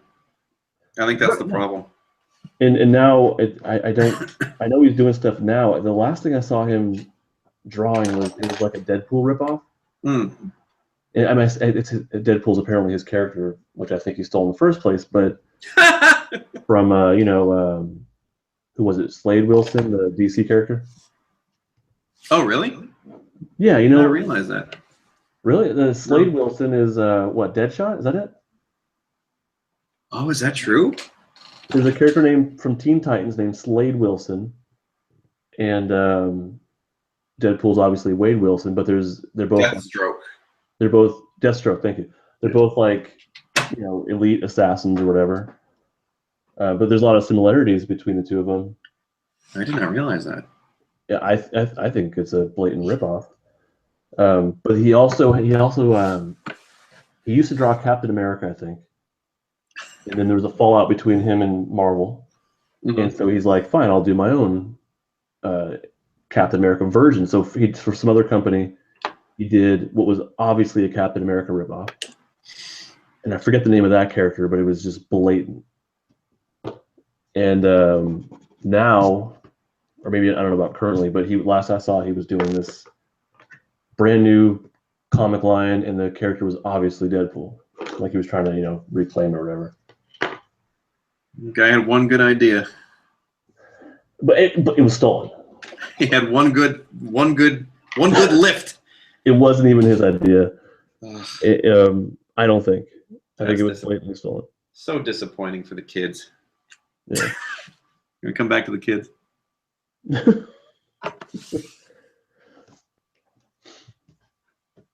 All right, how do you do Harley's Hammer? You I'm actually do liking this a lot. This is looking pretty cool. a nice ball peen. Ball peen.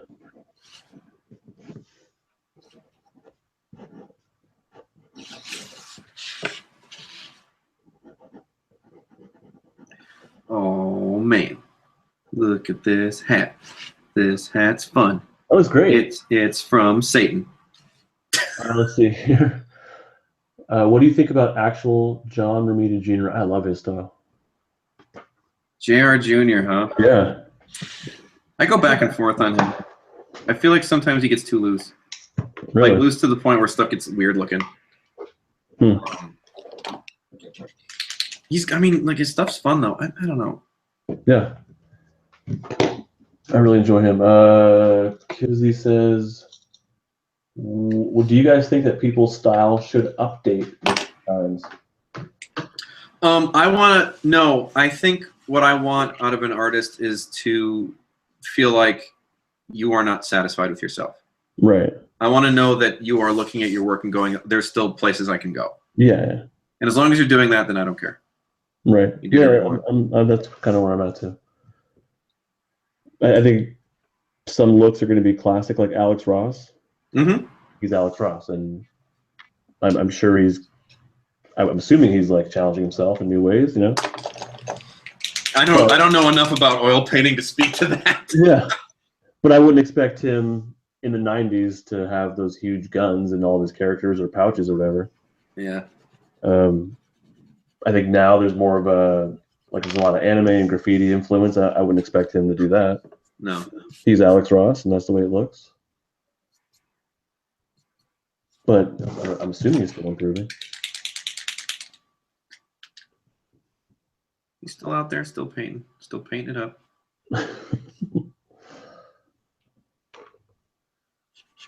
But I think, Liefeld was someone I didn't get the impression he was striving to be better. No, I just think he was like, fuck yeah, everything I'm drawing is awesome. I am rad. You think he said rad? Yeah, I am. These drawings that I'm doing are gnarly as shit. No. I am radical as hell. It was the 90s, right? And then No. Well, okay, maybe gnarly. yeah, Radical in the 90s? oh, maybe I don't know. I'm dating myself again. Yeah. But Was Radical in the 90s? maybe. Hmm. I don't know. Look, I associate Radical with Ninja Turtles. And that was mid-80s. okay, that's fair. All right, fine. I'm gonna go with you. I'll go with you on it. We've settled it. Radical is the 80s. Cool. Totally rad. But yeah, I feel like he went. I am super good at art. Yeah. And I think the moment you say I'm super good at art is a problem. All right. That's my opinion. Sure. Art masturbation. What? Kizzy says art masturbation. Artsturbation. Artsturbation, yeah. Ladies and gentlemen, watch as the gun gets larger and larger. Did I bother to figure out how to draw a straight line? No, that gun's crooked as fuck. Oh my god. It's that kind of shit. It's like, oh man, I'm so rad. Look at how rad that gun is. Look at those pouches. That gun's crooked. Come on, dude. Ryan Stegman is drawing some crazy guns right now. I don't know if you saw stuff he's been doing. I thought he was working on what's he working on now? I think he's working on that Spider-Man thing, and I think he was drawing. I think Cable might have appeared in it. Oh, okay. And there were some crazy guns going on in there. I can't remember who he was drawing, but the gun was rad. It was like it was a very 90s gun, and it made me very happy. Nice. That guy is very talented. Yeah, I like Stegman. he's also really funny Oh yeah. and friendly. We're Twitter buddies. Oh. Because way back when he was coming up, I said I really liked a Deadpool that he was drawing, and then he went and he looked at my old comic strip and he says, "I think your comic strip's really funny." And I was like, "Oh, Ryan Stegman's my buddy." And he would, like, if I ran into him at a con, he'd be like, "Who is? I don't know who this guy is, but that's okay." I had that moment. Very cool. It's pretty neat though. Like, there's a few artists that I really enjoy that follow me. And Yeah, that's always a special moment. It is. It's really, it really is, right? Yeah, it's a validating moment where you're like, I'm not really wasting my time. It really is. Well, I want to ask you, what is King of Smaster? What the hell is that? Oh man, this is a story. All right, let's hear it. So I'm real bad at branding, as you've likely noticed, because every single social media site I'm on has a different name. Because I didn't really think it through. I was just like, oh, okay, I'll sign up for Twitter. Oh yeah, Tumblr, who cares? So I had no idea what the hell Instagram was when it first came out, and I was real big on like privacy and not wanting people to necessarily know where I was online. Mm-hmm. So I chose a name that was different than every place else because I didn't know if I was ever going to be using Instagram. So King of Smaster is what do you call, is it a spoonerism, or what's that thing where you mishear a song lyric? It's not a Oh, I don't know, but I got you. But you know, it's like the Jimi Hendrix "Excuse Me While I Kiss This Guy" thing. Okay. So when I was in high school, I went to Mexico as part of a school trip, so I can habla español pretty good. And we, while I was down there was a bunch of really, popular music that down Mexico way that, obviously never made its way up to America that I got kind of hooked on. Okay. One of them was this really bizarre band, and they were called Plastilina Mosh. And I don't know what that name means or what it's about, but they had these just crazy hip hop songs, the likes of which you've never heard. Okay. And the big famous song that was going on down there at the time was Mr. P. Mosh. Again, if you ever listen to it, it's the weirdest damn song, and they're the weirdest damn band. So anyway, I was just like, I love these guys. This song is crazy. I'm going to pick it up. Pick up the album, and there's a song on there called Monster Truck. If you know anything about me, you know that monster trucks are something that I think is awesome. Okay. So I got real excited about this song. Now it's a song that they didn't sing entirely in Spanish. Like a lot of their music was Spanglishy, and they sang with an accent. So I was playing it for a couple of friends of mine, and there's a line where he goes, "Yeah, I'm the Master Blaster, and I make disaster. I'm the Chaos Master." Okay. But because of his accent, it sounds like he said, "I'm the Master Blaster, and I make disaster. I'm the King of Smaster." And I always thought that was really funny. So when I didn't know what the hell I wanted to do with Instagram, I chose a name that made no sense, and I get a lot of questions about it all the time. And I didn't think that it was going to be a thing, so I just kind of went with whatever. Very obscure reference there. Yeah, and then I get to answer questions about it all the time. Which I'm sure you don't mind. I actually don't mind. It's a funny story, so. Yeah, it's a very interesting story. Okay. What is your favorite song, says Cesar Gutierrez. What's my what? What's our favorite song? Favorite song? I don't know. All time or right now? It kind of fluctuates. Right. My family's right now, we've been listening to PPAP a lot. You know that? Oh. You know what that is? Pen, pineapple, apple pen. Yeah. I have a pen. You damn right. I have an apple. Yeah, that's been big. Apple pen. Hell yeah, dude. I'm listening to.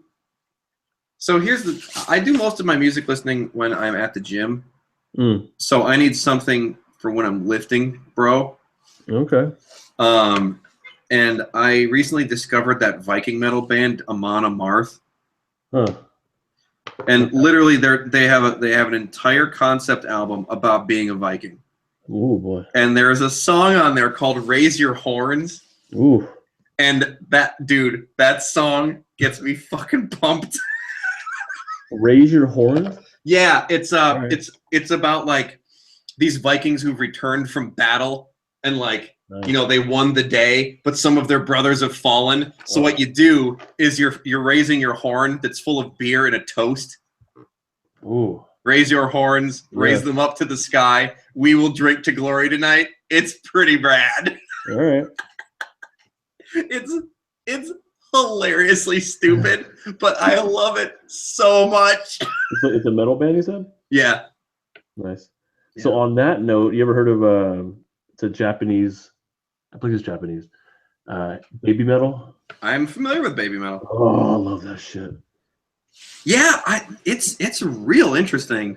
Oh man, I've been really into that, especially recently. I've been listening to it a lot, but that gets me going.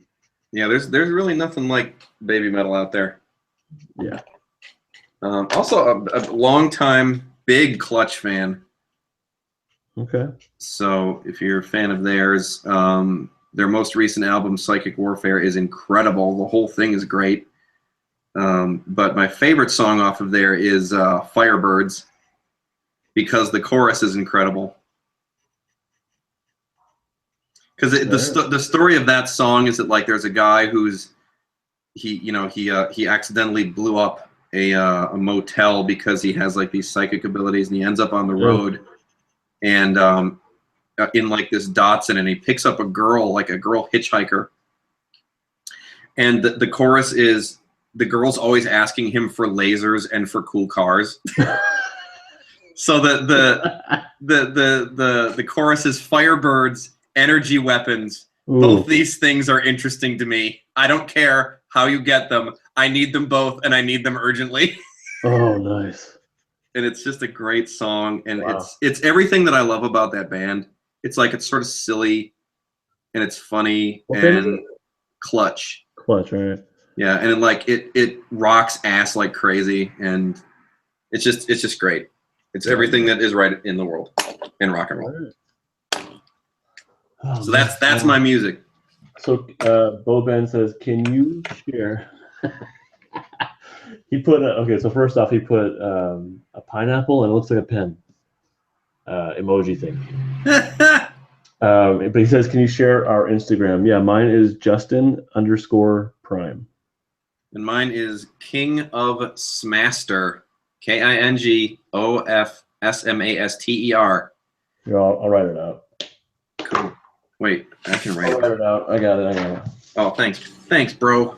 No problem. You're my guest here.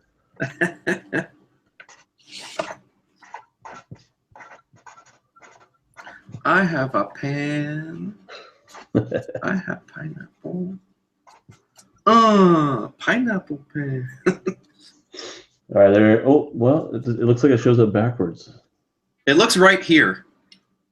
On yours, it does. Yeah, it looks good on mine. Oh, okay, well, mine's backwards, but good luck with that. King of Smaster and Justin_Prime. Are these people who do not? Are there people joining in who do not normally follow you? I don't know. It seems that way, based on that question. Yeah. Well, welcome. Well, I'm assuming some of these are your followers as well. Well, maybe. I would think so. I told some of them that I was going to be on the internet. Yeah, you put the word out there. I put the word out with Neptune. Yeah. I invited all of space to come. I sent a message to the cosmos. I'm having a lot of fun here with this one. Yeah, man. I was pretty iffy about it, but we got a full body piece going on here, which I'm good here. I've got something like a bust, I guess. Yeah. Kizzy says, "Nice meeting you, Justin. You two have a good night." Thank you very much, Kizzy. Appreciate you checking it out. Thank you for stopping by, Kizzy. We'll see you in Palm Springs. And then Bo Ben says, "Can you?" Oh, it's Justin_Prime. And then not King of Master, King of Smaster with an S. Yeah. Master. It's like you're smashing something, but you're the master of smashing something. Yeah. Don't think too hard about it. Exactly. Because I clearly didn't. I can't handle that right now. All right. Harley's coming out pretty good here. I like this. I like when I feel good about something I'm doing, you know? Yeah, that's always a nice feeling. Yeah. I did that Marceline the other week for that dude, that commission I did. I was like, Bob, you did a good job this time. Hey. Always a good feeling. Little pat on the back. Yeah, you're like, you know what? That was worth the money the dude paid you. All right. I hate the feeling that I ripped someone off. Oh, no, totally. Which you would never do, nor I. Oh, no. Of course I'm running out of black ink. Of course. Oh. Hang on a second. All right. It's just me now. You're stuck with me. And guess what? I can't read the comments because it's not on my computer. So it's just going to be me talking to me. Hey, Bob. How you doing? Doing good? Feeling great. Oh, you're back. My Man, thanks. You really saved me there. I was drowning. My spare ink's out in the garage, so I'm not going to bother. No. I'll use this this pen here.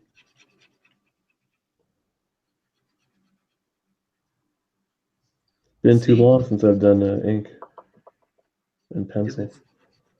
You don't even need to do a good drawing. It just needs to be red, black, and white, and it looks good.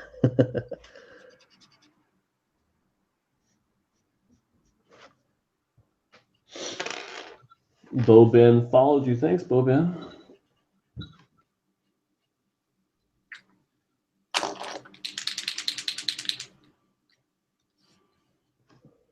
I'm probably scaring off potential followers with Satan drawings. But that's what the stream asked for, man, you know? Or you're earning ones that are into that.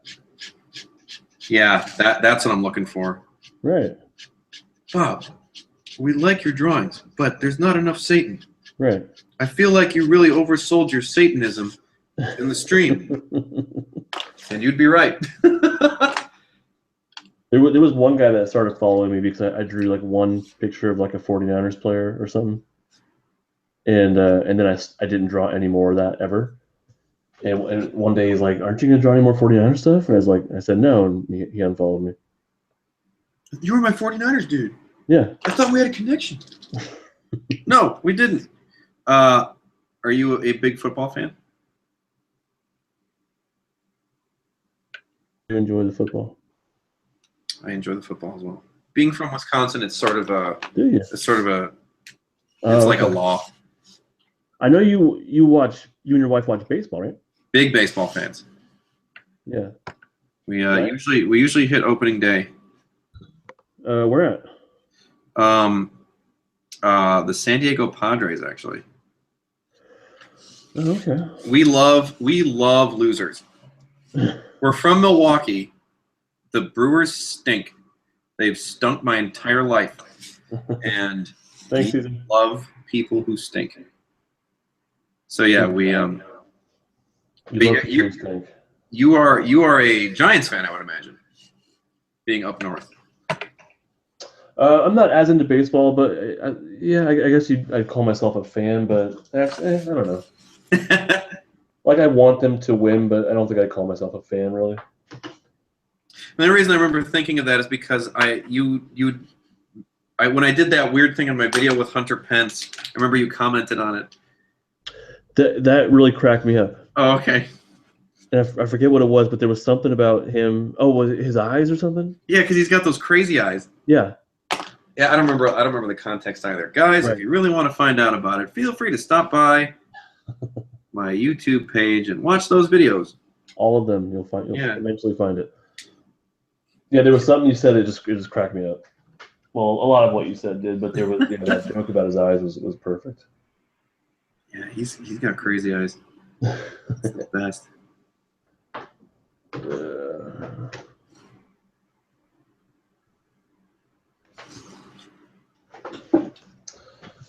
I'm actually kind of liking this. I'm always surprised. That's when fun. I like that shiny. I like that shininess that you give to the headwear. Yeah, it's right now. It's this weird blobby shape, but I gotta break it up somehow. Yeah, I like the shiny look on Harley.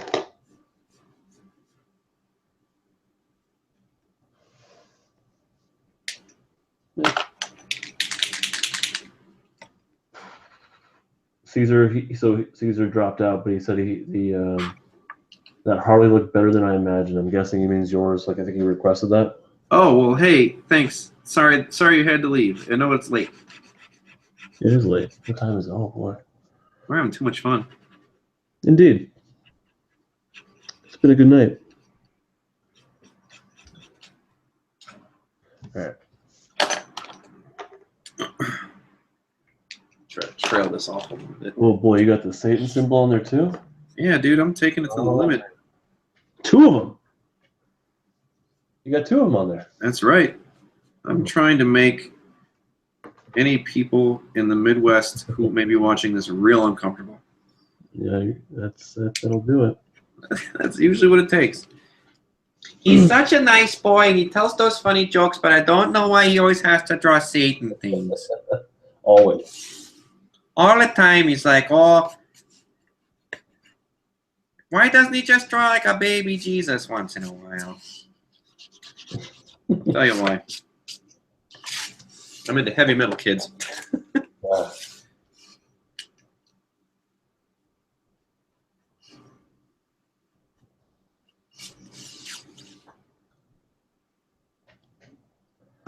I'm posting to Instagram real quick that we're still doing this.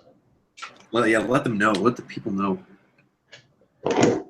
You haven't missed all the fun. Yeah.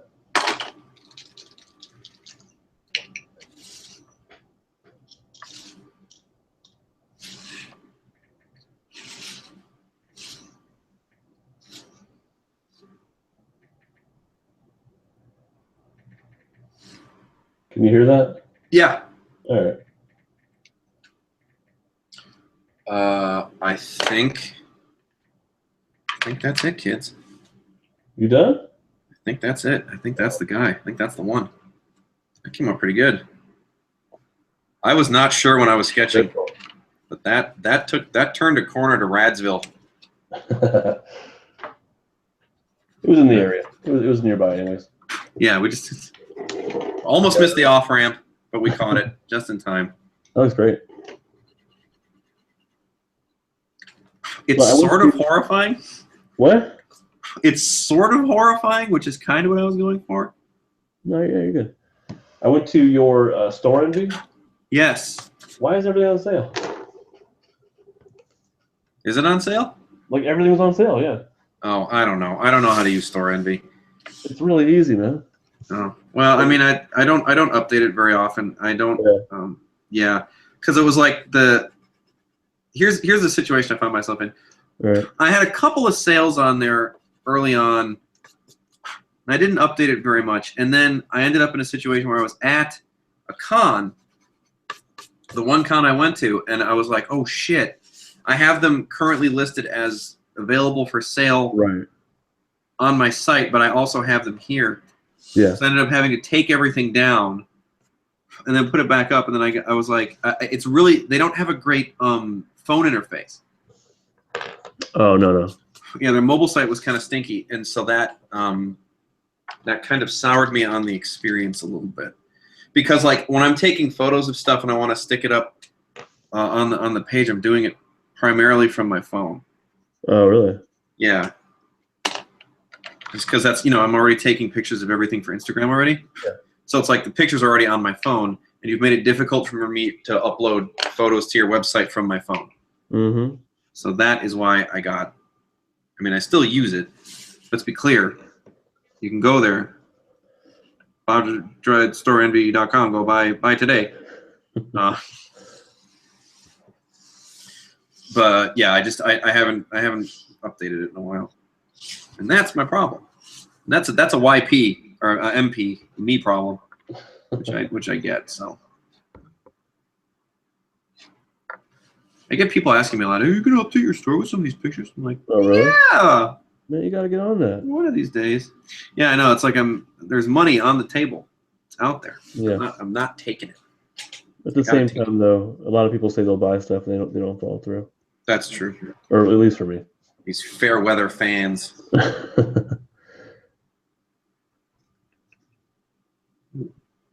made a big mess.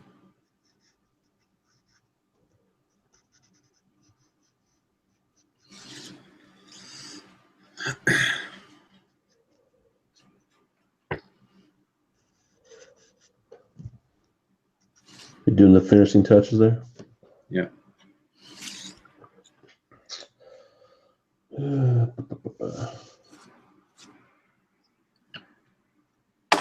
Let's see.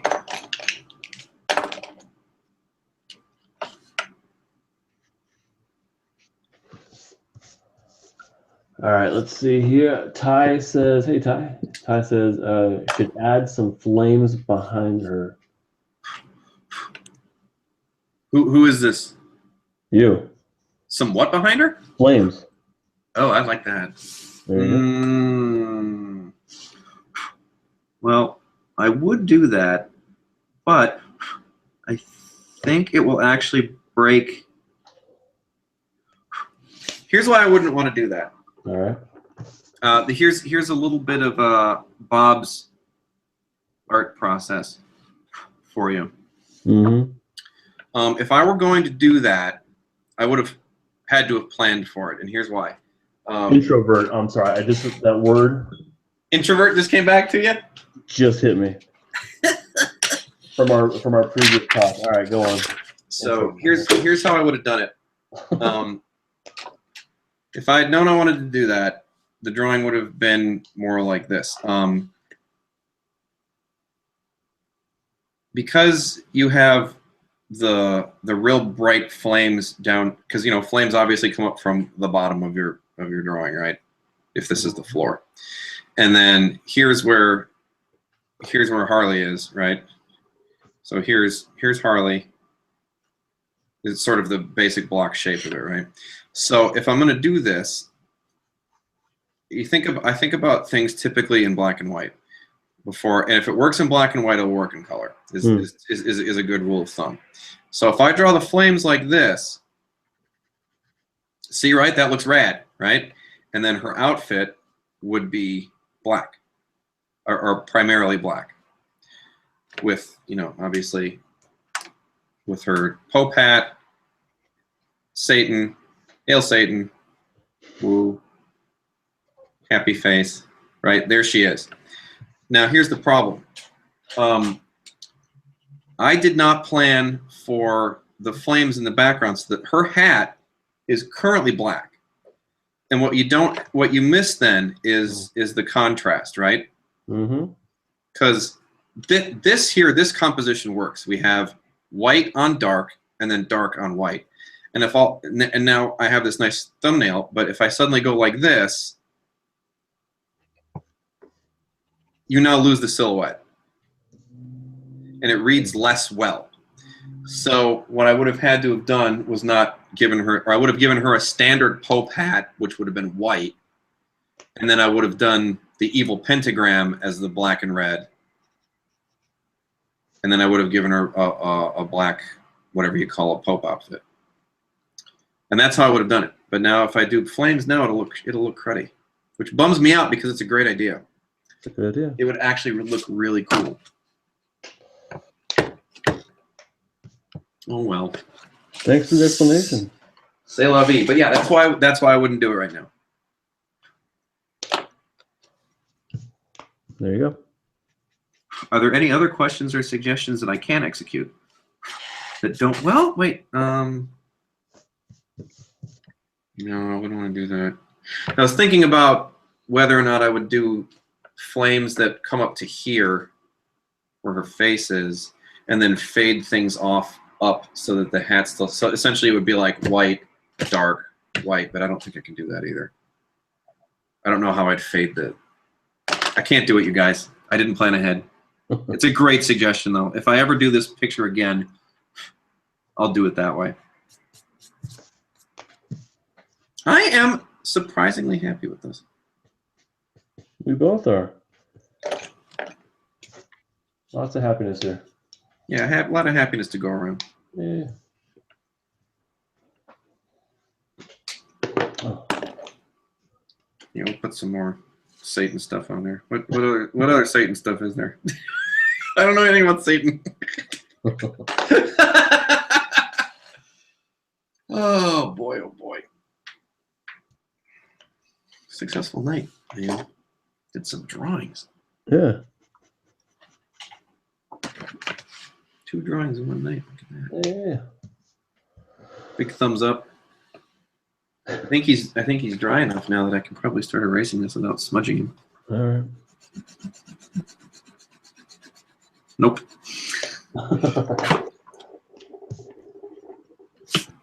Smudge the shit out of him.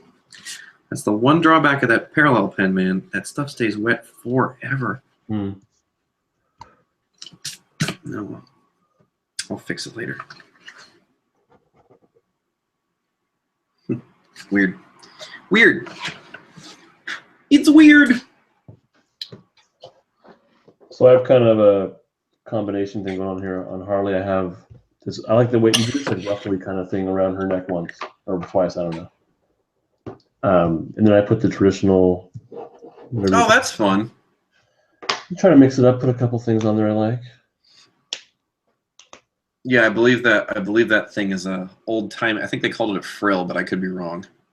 Frill. Yeah, I think that's what they. You see it in all those old paintings and stuff at the Getty or whatever when they're like, "Oh, it's British royalty," and then they wear that stupid neck thing. But it looks cool when you put it on superheroes and stuff. So Definitely. Well, now that I have my sketch paper here, is there anything else that people have a question about that I can teach them if they believe that my input is in any way useful to them? I'll let you know if a question pops up. Okay.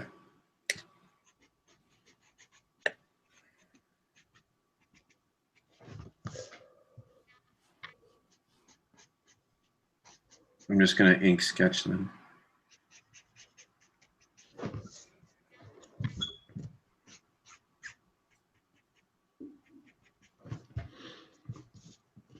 Manny says drawing hair.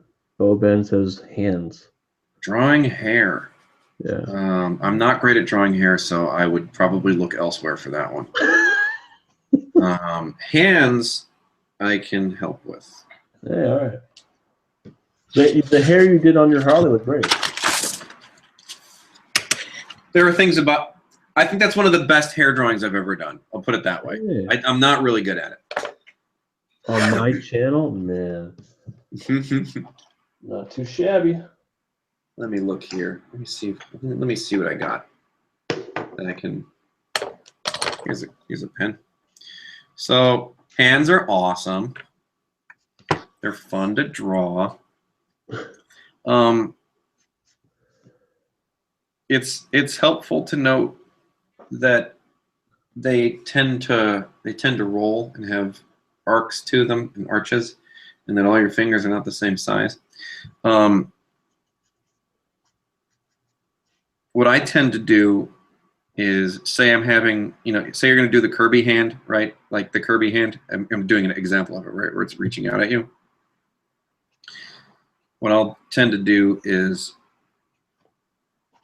rough in the major mass of the hand, sort of like this. It's sort of like a shovel, and then you got your thumb that kind of hangs out, and then dangle that off the bottom, right? So there's, and then your fingers fly out like that, and that's a hand. And I did not describe how to draw it at all. I just drew a hand like an asshole. It's real easy, guys. What you do is you just sit down and you draw the hand. But ultimately, that is my process for drawing them. Like it's you do the major mass of the hand, right? Which is, so if you're doing it sideways, or the sort of profile view, there's the major mass, and then I'll dangle a thumb off of it, and then you kind of understand that the hand rolls, right? And then you just hang the fingers off of it, and then there's your hand. Fists are fun. I like fists. If you're going to draw comic books, you're probably going to draw a fist.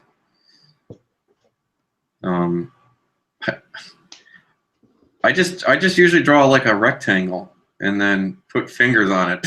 Yep. I concur. And then you dangle that thumb off of it again because the thumb hangs out on the bottom.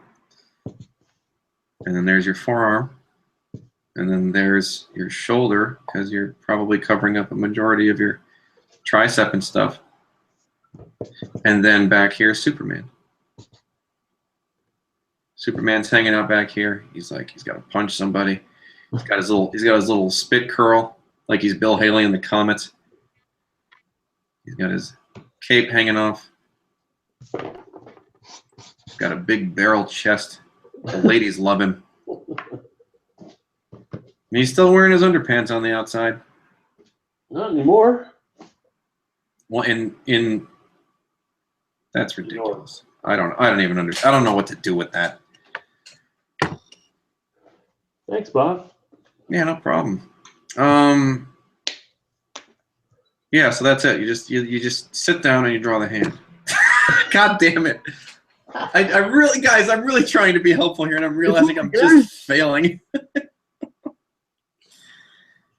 Well, I think it's helpful to think about it in terms of pieces. Yeah, I mean the way I approach most things is you think of the big shapes first, right? And then once you have the big shapes, you can basically fill in the rest. One of the things I like to do, and I don't know if it's a thing that hands actually do, or if it's just a thing I think looks good. So it's like after you've got the big mass done, you draw your knuckles on there, right? You can either do like little stegosaurus ridges, or you can do boxes, right? Still sort of stegosaurus ridges, but you get the idea. And I put these little lines here to indicate that your knuckles are there, right? Like these guys.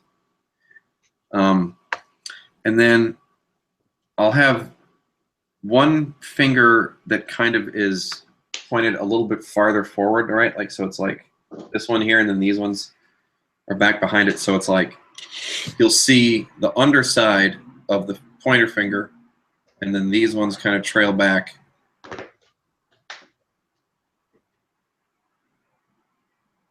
So it's like I'm going to punch you, but I'm also going to poke you in the eye with my finger, with my knuckle, my front knuckle here.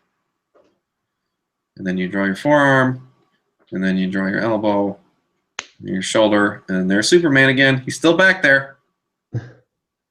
Still having a great day. Hey, I'm Superman. Look at him.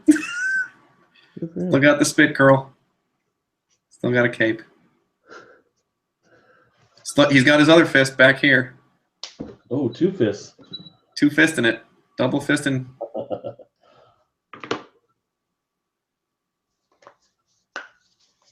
And then he's got his red underpants. He's got regular feet. A squeaky noise. Good Lord.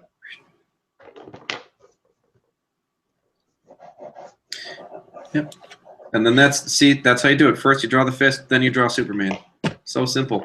Oh. Oh, I love those little that little detail line you put in the red in her shiny hat. It looks like she's underneath like a fluorescent light bulb or something, like in an office, and she's about to hit the office manager. Yes. She's like, "Make him work weekends, will ya?" Whammo. That's exactly what I had in mind. Oh, I love it. I think I'm done. I think I'm done too, man. All right. All right, let me pull these up so everybody can see what we did. So we not only did we have lessons in quotes in drawing hands, we also had lessons in hair, which I didn't really teach. We also had lessons in silhouettes, blacks and whites, lessons in noses. Man, we covered a lot of ground tonight. Eyeballs and clothing folds, and this was just me. This is me being. You want to see something crazy? Yeah. These look like just lines, but they're not. They're practice. If you want to get good at inking, you need to work on your line control and confidence. So one of the best ways to do that, I find, or that I've seen recommended, is you'll take your brush or your pen or whatever, and you'll make a dot here and a dot here. And then what you do is you throw your line and try to keep it nice and consistent and touch the other dot. And you just make them farther and farther away across the page. See, I totally missed. Mm-hmm. But you go short to long to longer, and the more that you do, the more confidence you'll have, and the better ability you have. You can do arcs. It's a good exercise. Stuff like that. I have pages and pages and pages of those. So yeah, it's a good warm up exercise. Get your arms loose. Get Ben your drawing says, good. thanks, Bob. He also says, can you talk or learn something about posing characters? So we talk about posing characters or explain our process. Posing characters. Yeah. Do you want to do that, or I'll grab another piece of paper over here while you discuss yours. A lot of I do a lot of reference. I look up what it looks like to have that kind of certain pose that I'm looking for. What I've mentally started doing more of is really focusing on. I'm making the appendages like bend more, not the appendages, the joints. Like I want to have more bending. It's really easy to draw a straight arm with a closed fist. Like in a pose, like a traditional pose. Yeah.